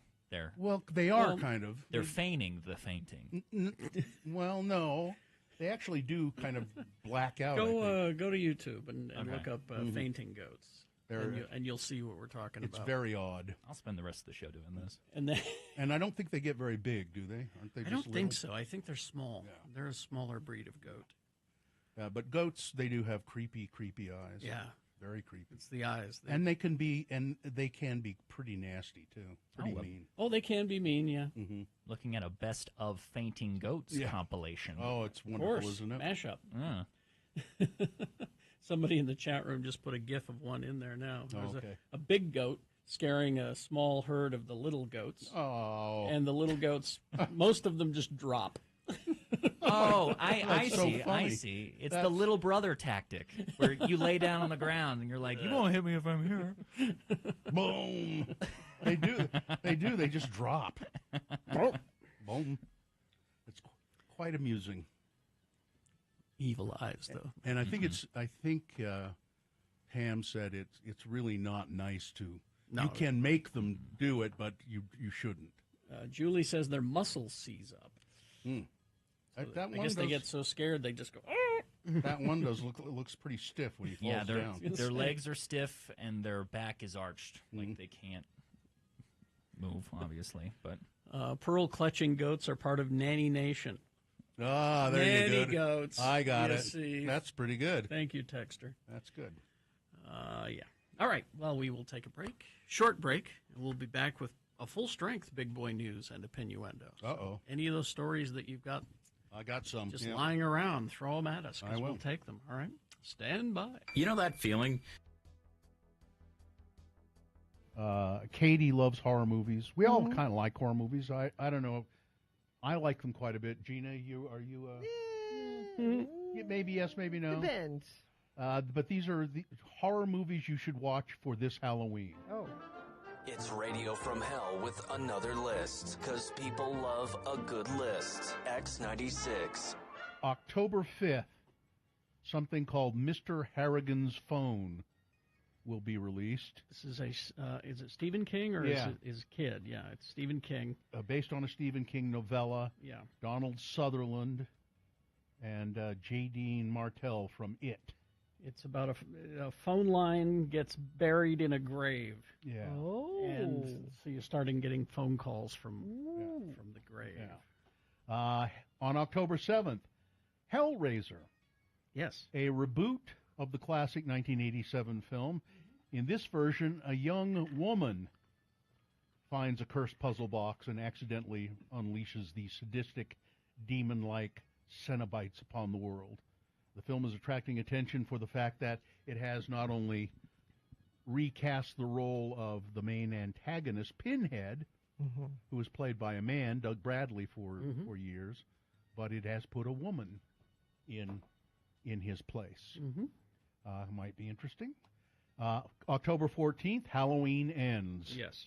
We talked about it. Carrie's talked about it. Carrie's excited. You can see that on Peacock. Yeah. There's a great picture here of Jamie Lee Curtis back-to-back with Michael Myers. And she, I guess, she says this will be the last time she plays Laurie Strode. October 19th and October 26th, The Good Nurse. I bet she's not a good nurse. A crime drama. I bet she's a bad nurse. It was like The Bad Lieutenant. I went to see that movie, and they were wrong. He was not a bad lieutenant. He was a really bad lieutenant.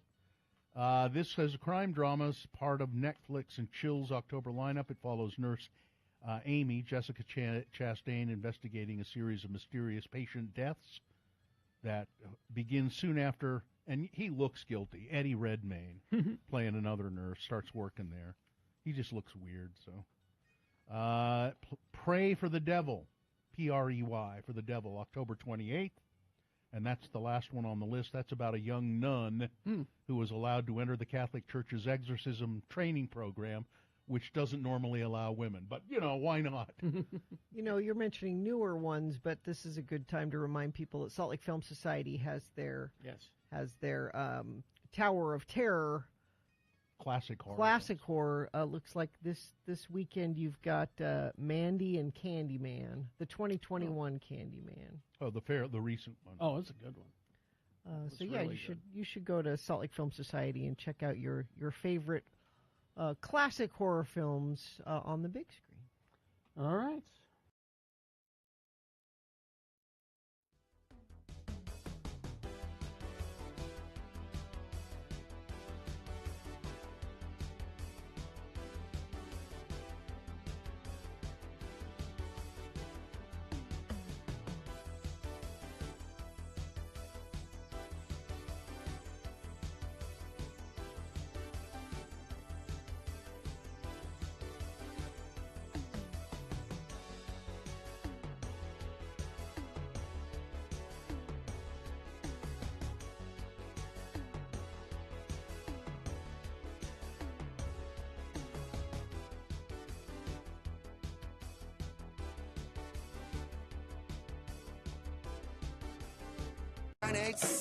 Okay. Big boy news and opinioendo brought to you by X96 welcomes The Offspring with Sum 41 and Simple Plan live at USANA Amphitheater this upcoming August 3rd. Listen all week long to Radio from Hell for your chance to win tickets. Tickets on sale now. Find ticket links and more at x96.com.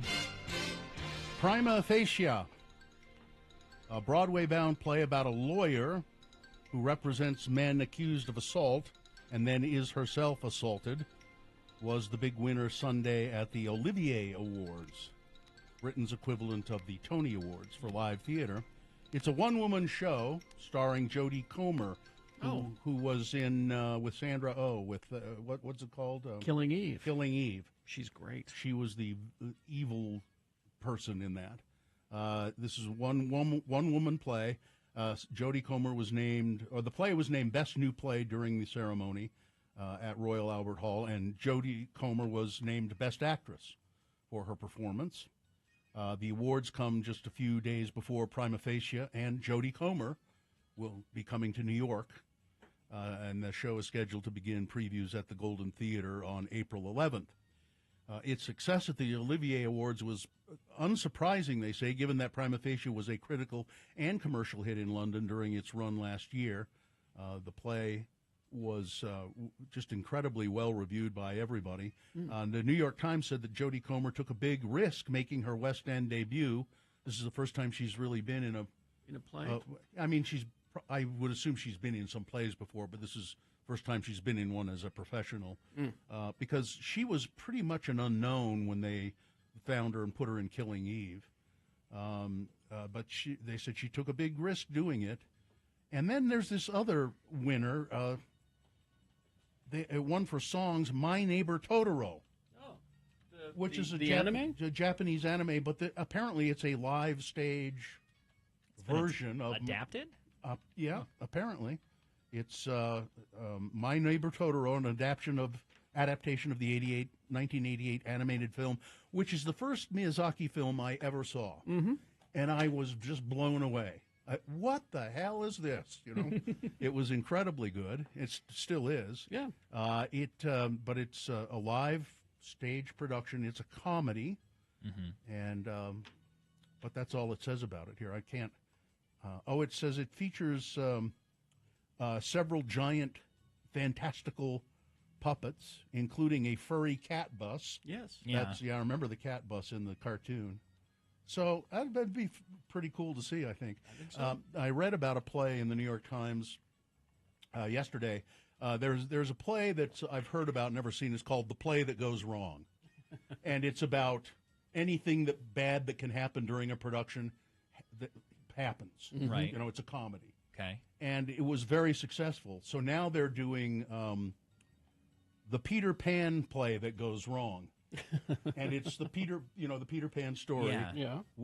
That's apparently just anything bad that can happen does happen. Like, you know, how you have to fly Peter Pan. He's hanging upside down and smashing into walls and, and things like that. I mean, it just sounds incredibly fun. Yeah.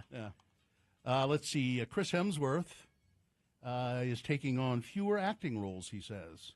He's going to slow down a little bit, not retire, but slow down, because he learned that he is at high risk of suffering from Alzheimer's disease. Oh. Insiders say his schedule is starting to look pretty clear in the not-too-distant future.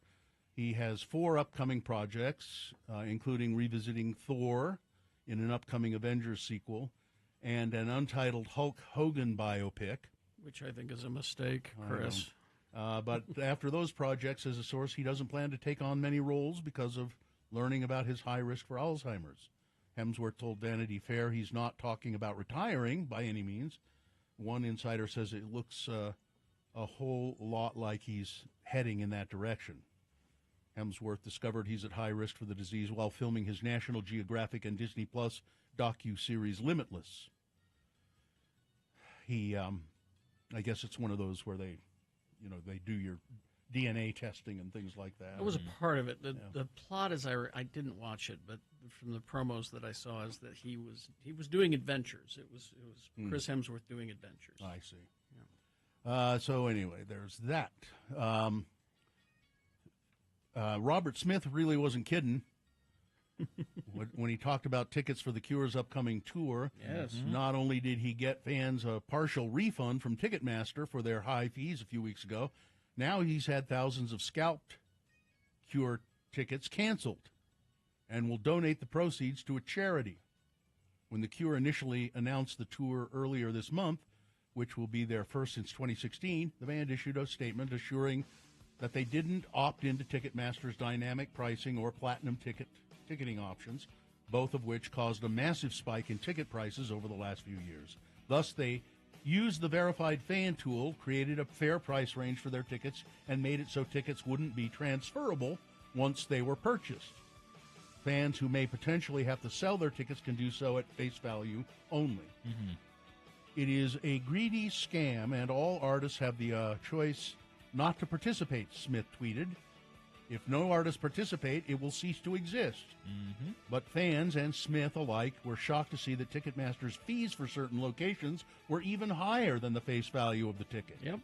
So the singer went directly to the source, got Ticketmaster to issue partial refunds to fans for the high cost of fees. He further urged fans not to purchase tickets through resale vendors, of which there are many. Yeah. And Darren, who's I think coming in today. Yeah, he's coming in our next break, Yeah, he talks about that all the time, that they look like they're official ticket sites, but they're resellers. Yep. And they charge you way too much. So Robert Smith always is going go right to the source when you're buying your tickets. Yeah. Some of those sites sell tickets before they're even available. Yeah. Canadian man has snagged the record for the world's longest beard. Saron Singh, a Sikh from Surrey, Canada, maintained his record with a beard that measures 8 feet 3 inches long. Wow. That's a lot of beard. That's a lot of beard. He is a Sikh. Oh, I mentioned that, didn't I? The Sikh Coalition, a New York-based organization that educates the public about Sikhism, states that initiated Sikhs aren't supposed to cut hair from any part of their body in accordance with their faith. So that's part of the reason his beard is so long. Martha Stewart, oh my God. Oh, Martha is gearing up for a sexy summer, she says. Is she? She's 81, and there was a photo that came out of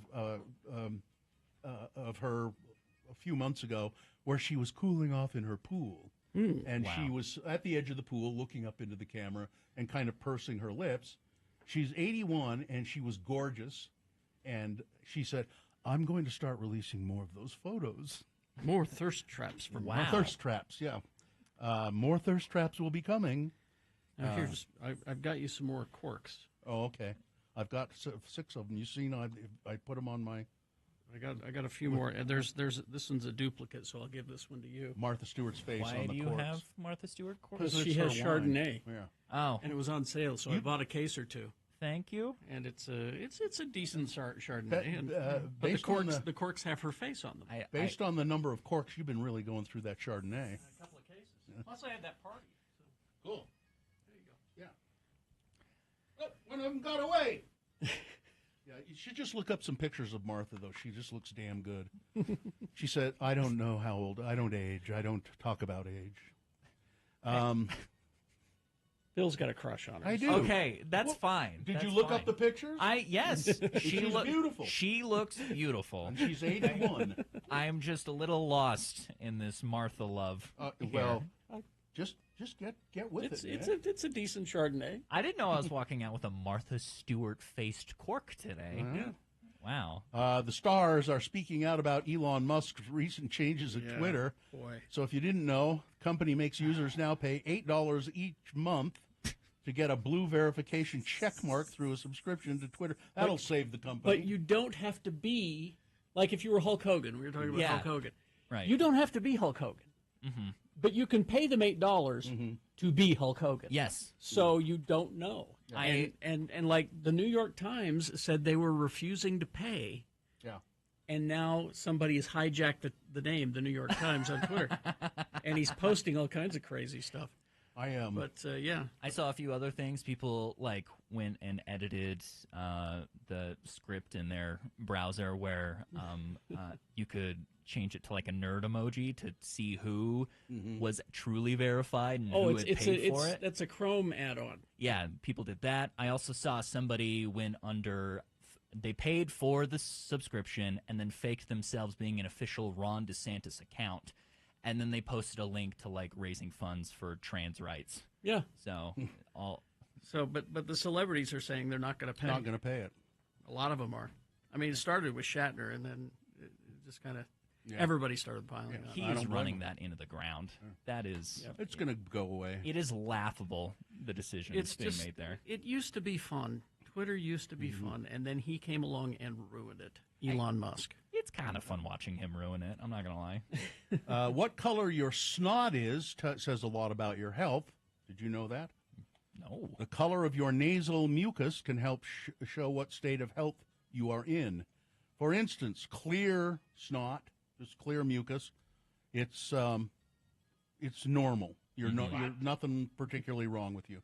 Now, if it's white snot, that's an indication of nasal infection or a cold by way of congestion and a swollen nose. Yellow.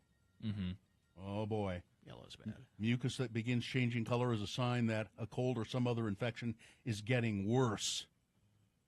Green snot. Have you ever had green snot?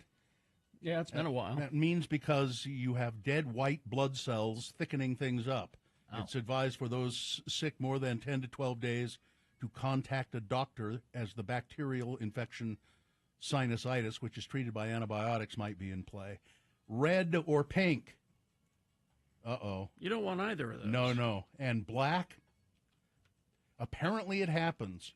If you see black snot, you could be breathing in something like debris at your workplace that might be collected in the mucus of your nose. When I was a kid, I worked for my grandfather, and he'd have me doing cleanup houses and stuff that he owned, and cleaning them up. And I'd go home and blow my nose. Yep. And all this black crap would come out. Smoke and all that. And nobody said, hey, you ought to wear a respirator. Nope. Nobody said that. Are you sure you weren't possessed by a demon? Pretty sure, yeah. Okay. All right, that's it. What? Weather. Weather. I mean, it's just snowing, and you're going to get lots of snow until tomorrow. All day. Where the weather advisory put in effect will end right now at 6 p.m., but honestly, that I don't might believe change. it. So, yeah. that's what you're going to get right now, and then later in the week, this will be interesting. We could reach highs of, it's lower here, but it says 59 degrees on the screen I'm seeing, but I thought I saw like 70 degrees by Monday or Tuesday. Really? Yeah. Yeah, I heard 59 for Saturday. Okay. Well, we'll take a break. Darren's here. Concerts coming up after these. There's a great a little video that I tweeted early this morning at RFH Bill. Well, let me go look. It's a little video of some mayor somewhere in Wisconsin, I think. Yeah. He's doing his Groundhog's Day thing with Like Jimmy the Groundhog. Jimmy, that's Sun not a Prairie- groundhog name. It's not. Why is Jimmy not a ground? Phil is a groundhog name. Why is Jimmy not a groundhog name? It's fine. If defensive Princess, about Jimmy. Good God, Gina, you derail the story. Jimmy, that's not a groundhog. Why does Carrie Fisher call her dog Gary? It's fine. Anyway, Sun Prairie, Wisconsin, Jimmy the Groundhog, and the mayor, Jonathan Freund, is and he's an idiot. And I love the way they wrote this story on, what is it, Gawker or Newsfeed it's called. Gawker's Newsfeed, yeah. Low-rent Punxsutawney Phil impersonator Jimmy the Groundhog has the easy annual task of predicting each February whether Sun Prairie, Wisconsin will experience 6 more weeks of winter.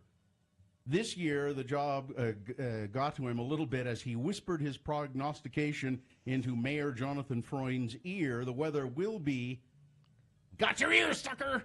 I'm biting your damn ear off. How do you like me now? He gets a hold of it, too. Yeah, he does. He gets a good chomp in there. Yeah. You watch the He keeps little going. video. The mayor keeps going, though. He doesn't stop. Yeah, flinching from the savage attack on his soundy flaps, Freund attempted to translate the bite from groundhog to English. He didn't see his shadow, the shaken mayor stammered, so it will be in early spring. Jimmy's handler is obviously concerned about the integrity of the little biter's predictive record, later clarified that he had actually been attempting to indicate that winter would last another 6 weeks. It is Wisconsin, after all. So the mayor got it wrong altogether. Yeah. The mayor's office responded that only the mayor can translate Jimmy's prediction, the Milwaukee Sentinel-Journal reports. But it's a funny video. Watch the little video. My question is, what kind of a mayor name is Jonathan? I mean, really? It's a fine mayor name. Terrible name. mayor name. Fine mayor name. No, that's a terrible name. Jimmy is not a good name for a groundhog. Jimmy's a nice guy. Groundhogs are mean. Gino, why don't you just shut up? A texter points out Jimmy the Groundhog was part of the Gambino family. Exactly. That's your confusion. So, What? Jimmy Getting is a awfully perfectly defensive. fine name for a groundhog. Who died and made you the namer of all things? I'm not the namer of all things. You sure act like it. No, Val Kilmer is not dead. Yet. And what kind of a name is Val for a Kilmer? Exactly. The Kilmers never named their children Val. What's wrong with them?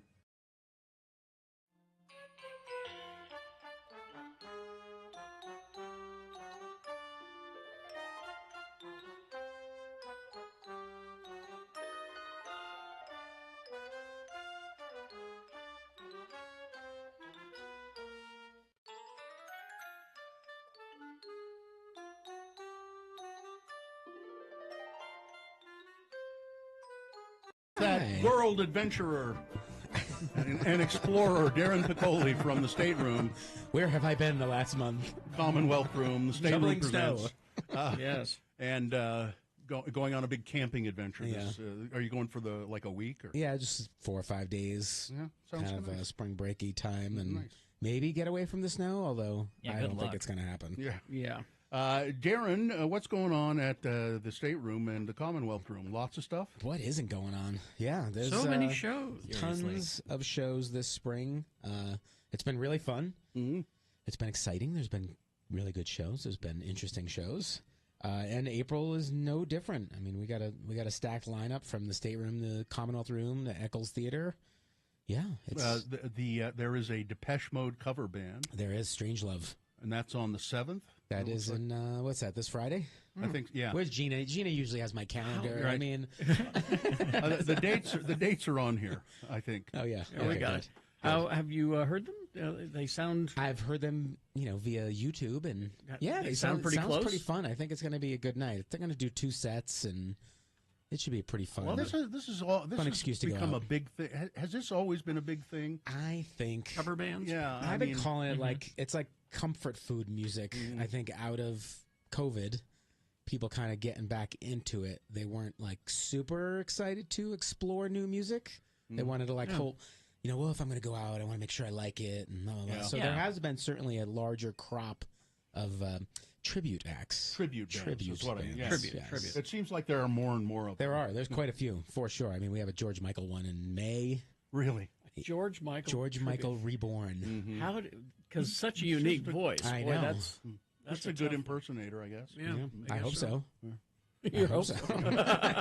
Either way, it'll be memorable, right? I mean, that's true. how I look at it. That's true. It'll be worth the price of admission.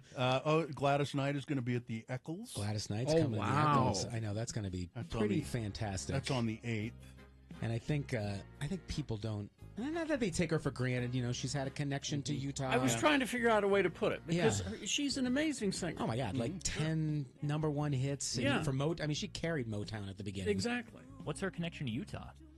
She's a Mormon. She is a Mormon. Yeah. She convert? Yeah. She's. It's I think because she's performed quite a few times with the choir too. Saved by an Angel. What was it called? Touched by an Angel. Touched by an Angel. Oh, that's she right. was on that show. Saved by the Bell. That's where she got. Yeah. Touched by a Bell. Touched by the Bell and Saved by an Angel. Yeah, she was on that show, and that's where she got familiar with the. I don't think she was a member of the LDS Church before. I think you're right. Yeah. And she loves Utah.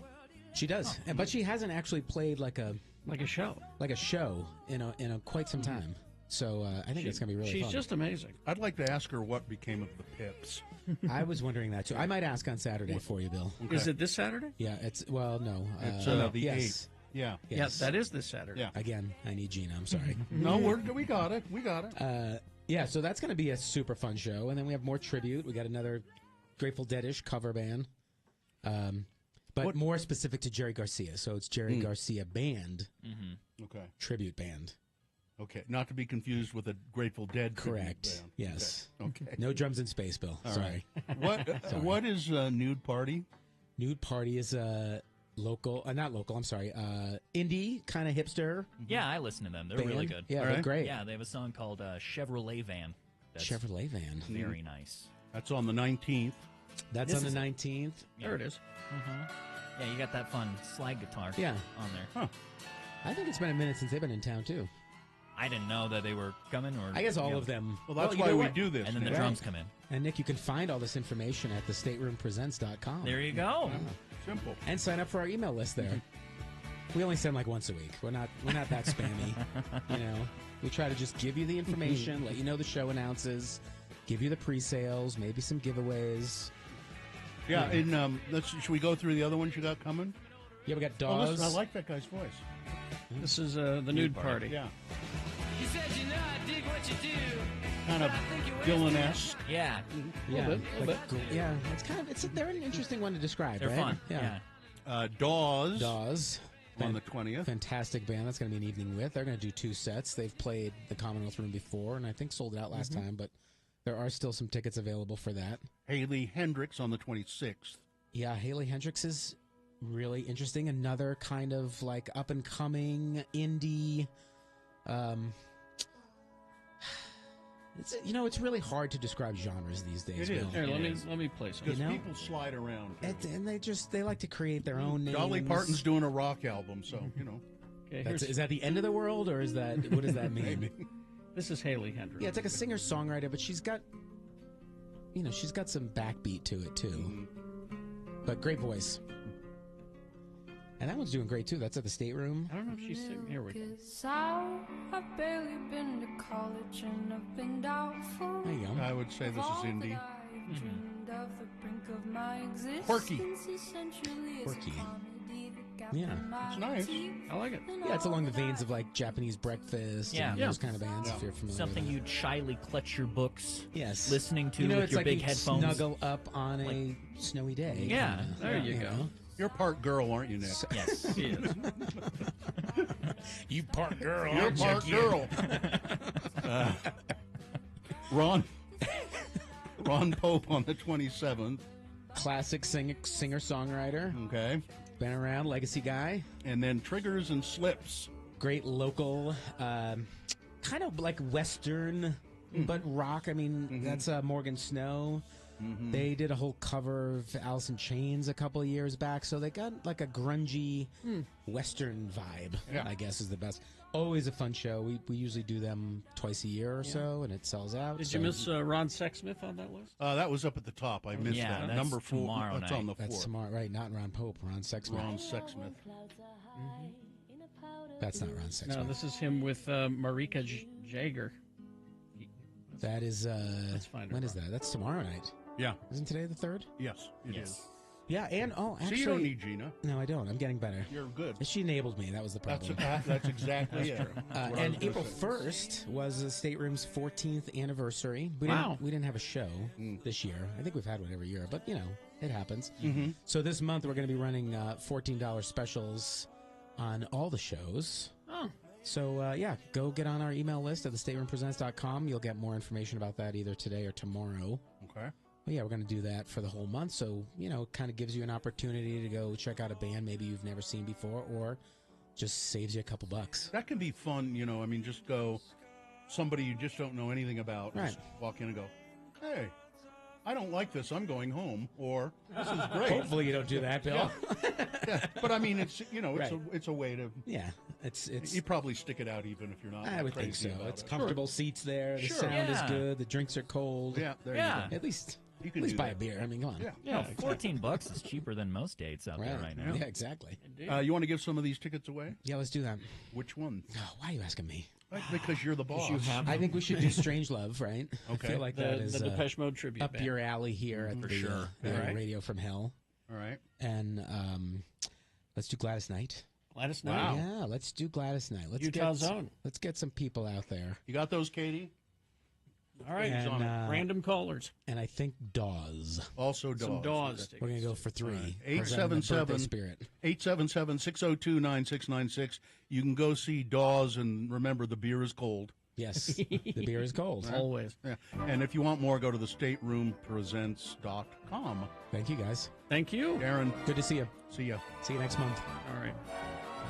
We will take a break. We will be back to crawl towards the exits after these. Feastbox.com. Gina likes this stuff a lot. Feastbox, there are 2 ways you can experience Feastbox. You can just have them bring stuff to your home with DoorDash, food to your home with DoorDash. Uber Eats. Or Uber Eats. Or you can cater a big party. Maybe a business meeting. 10 to 20 people? Yeah. They have all kinds of different kinds of barbecue. Korean style, Texas style, Hawaiian style, great side dishes. And you can find out how to order it. If you go the DoorDash Uber Eats route, just for your home, you get free wings when you spend $15. And that's really nice. And then you can find $100 off your first catering order, and that's for a limited time. So if you want to find out more about all of that, you just go to feastbox.com.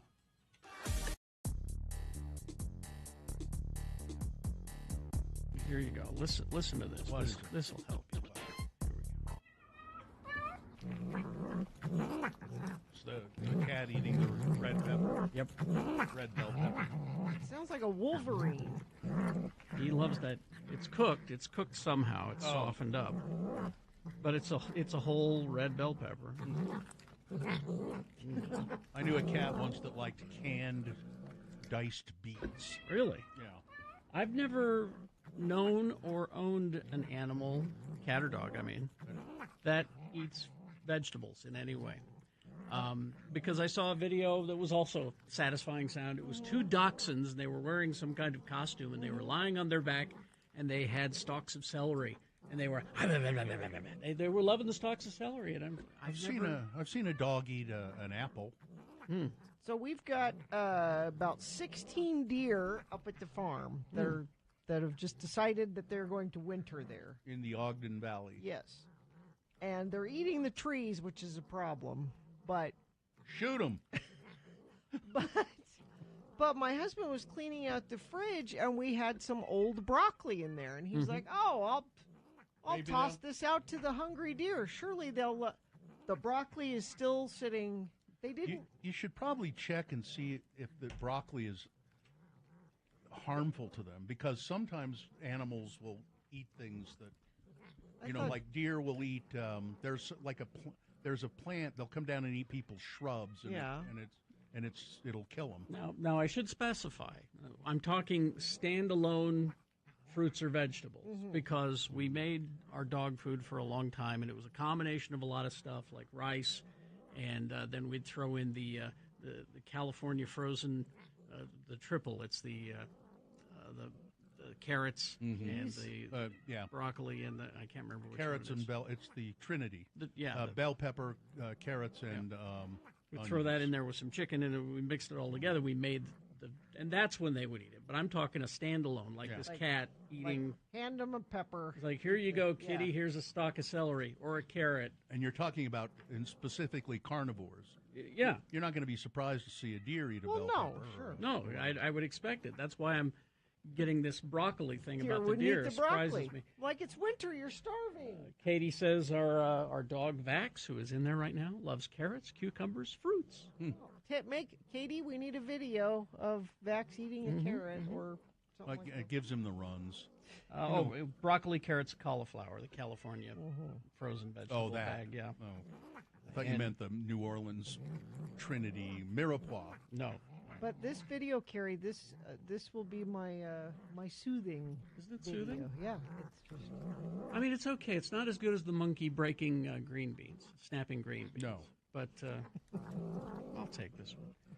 And my wife thinks that it's because your broccoli smells like man that they're staying away from it. It's man broccoli, Bambi. Man broccoli. Just would think this winter has been so rough that anything green, they would just eat it. I just Googled, will deer eat broccoli? They won't. I have evidence. It says here, when food is scarce, deer will eat just about anything, including okra, hot peppers. Vegetables that deer seem to prefer include beans, lettuce, cabbage, and coal crops, such as broccoli, cauliflower, and Brussels sprouts. The reason, Gina, they're not eating the broccoli is that the trees are handy. They're eating the tree. Yeah. That's convenient right now. Maybe they're tucking the broccoli away for... Well, you need to explain to them they need to eat it while it's fresh. Yeah. Because, it's man broccoli, Bambi. You let it sit out there too much longer. All right, here we go. See this?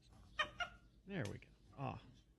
Monkey snapping. It's the monkey snapping green beans. Snapping green beans. Oh, I didn't. And he's helping make dinner. I didn't know maybe he's a slave monkey. No, it looks like he's got a nice house there and everything. Well, yeah, but he might be owned by people who put him to this slave labor. I think maybe he doesn't want to be there. I think this is his house.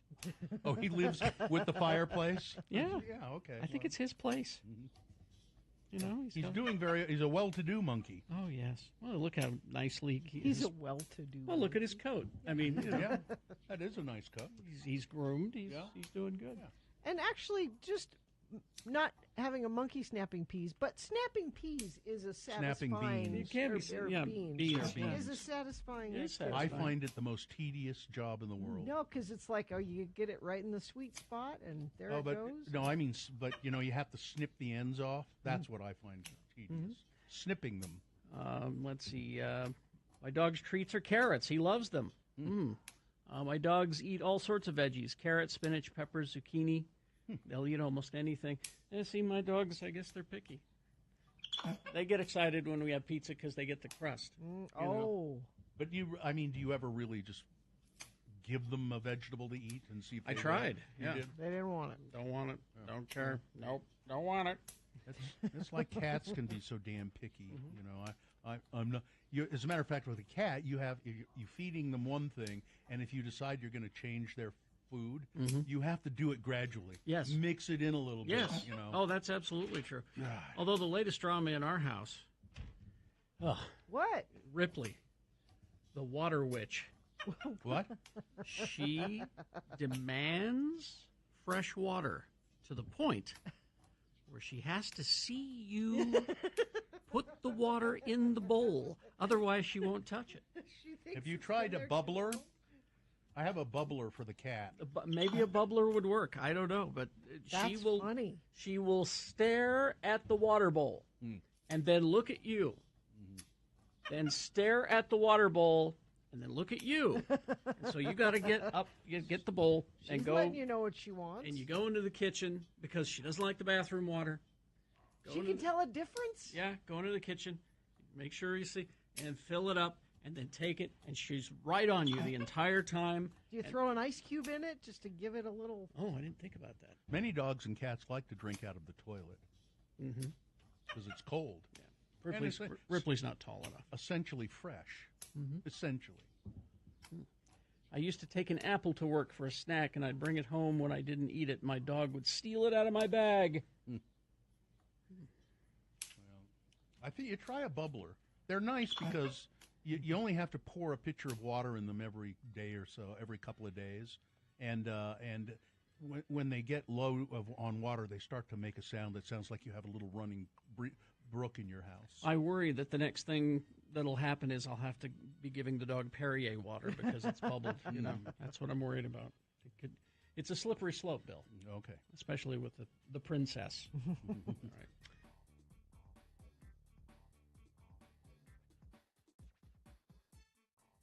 Just a quick note here. Is a statistic for you. Only 1 out of 9 people say that they would donate, when they died, would donate their uterus for transplant. Why only... One now, out are of 9. these people... Only 1 out of 9 said that they would allow a family member to donate a uterus. They're doing uterus transplants in they're playing God in Russia or someplace like that. Are these people that would donate other organs? Yeah. So you can have my eyes, you can have my kidneys. Can't have my uterus. Why? Uterus donation, they think is. It was in Saudi Arabia. I think it was done. Doctors in Saudi Arabia. I guess they. I don't know. Okay, Gina, would you donate your uterus? You can have whatever you want of mine when I die. Because guess what? I'm dead. I'd keep it in a box. I'd use it for a catcher's mitt. Please take everything's very well preserved. I think people think it's just too creepy. Your uterus is well preserved? Sure. It's low mileage. One owner. It's a one I owner. only drive it to and from church on Sunday, and that's it. Yep. Well, okay. Good. Please okay. Have it. All right. Take my uterus.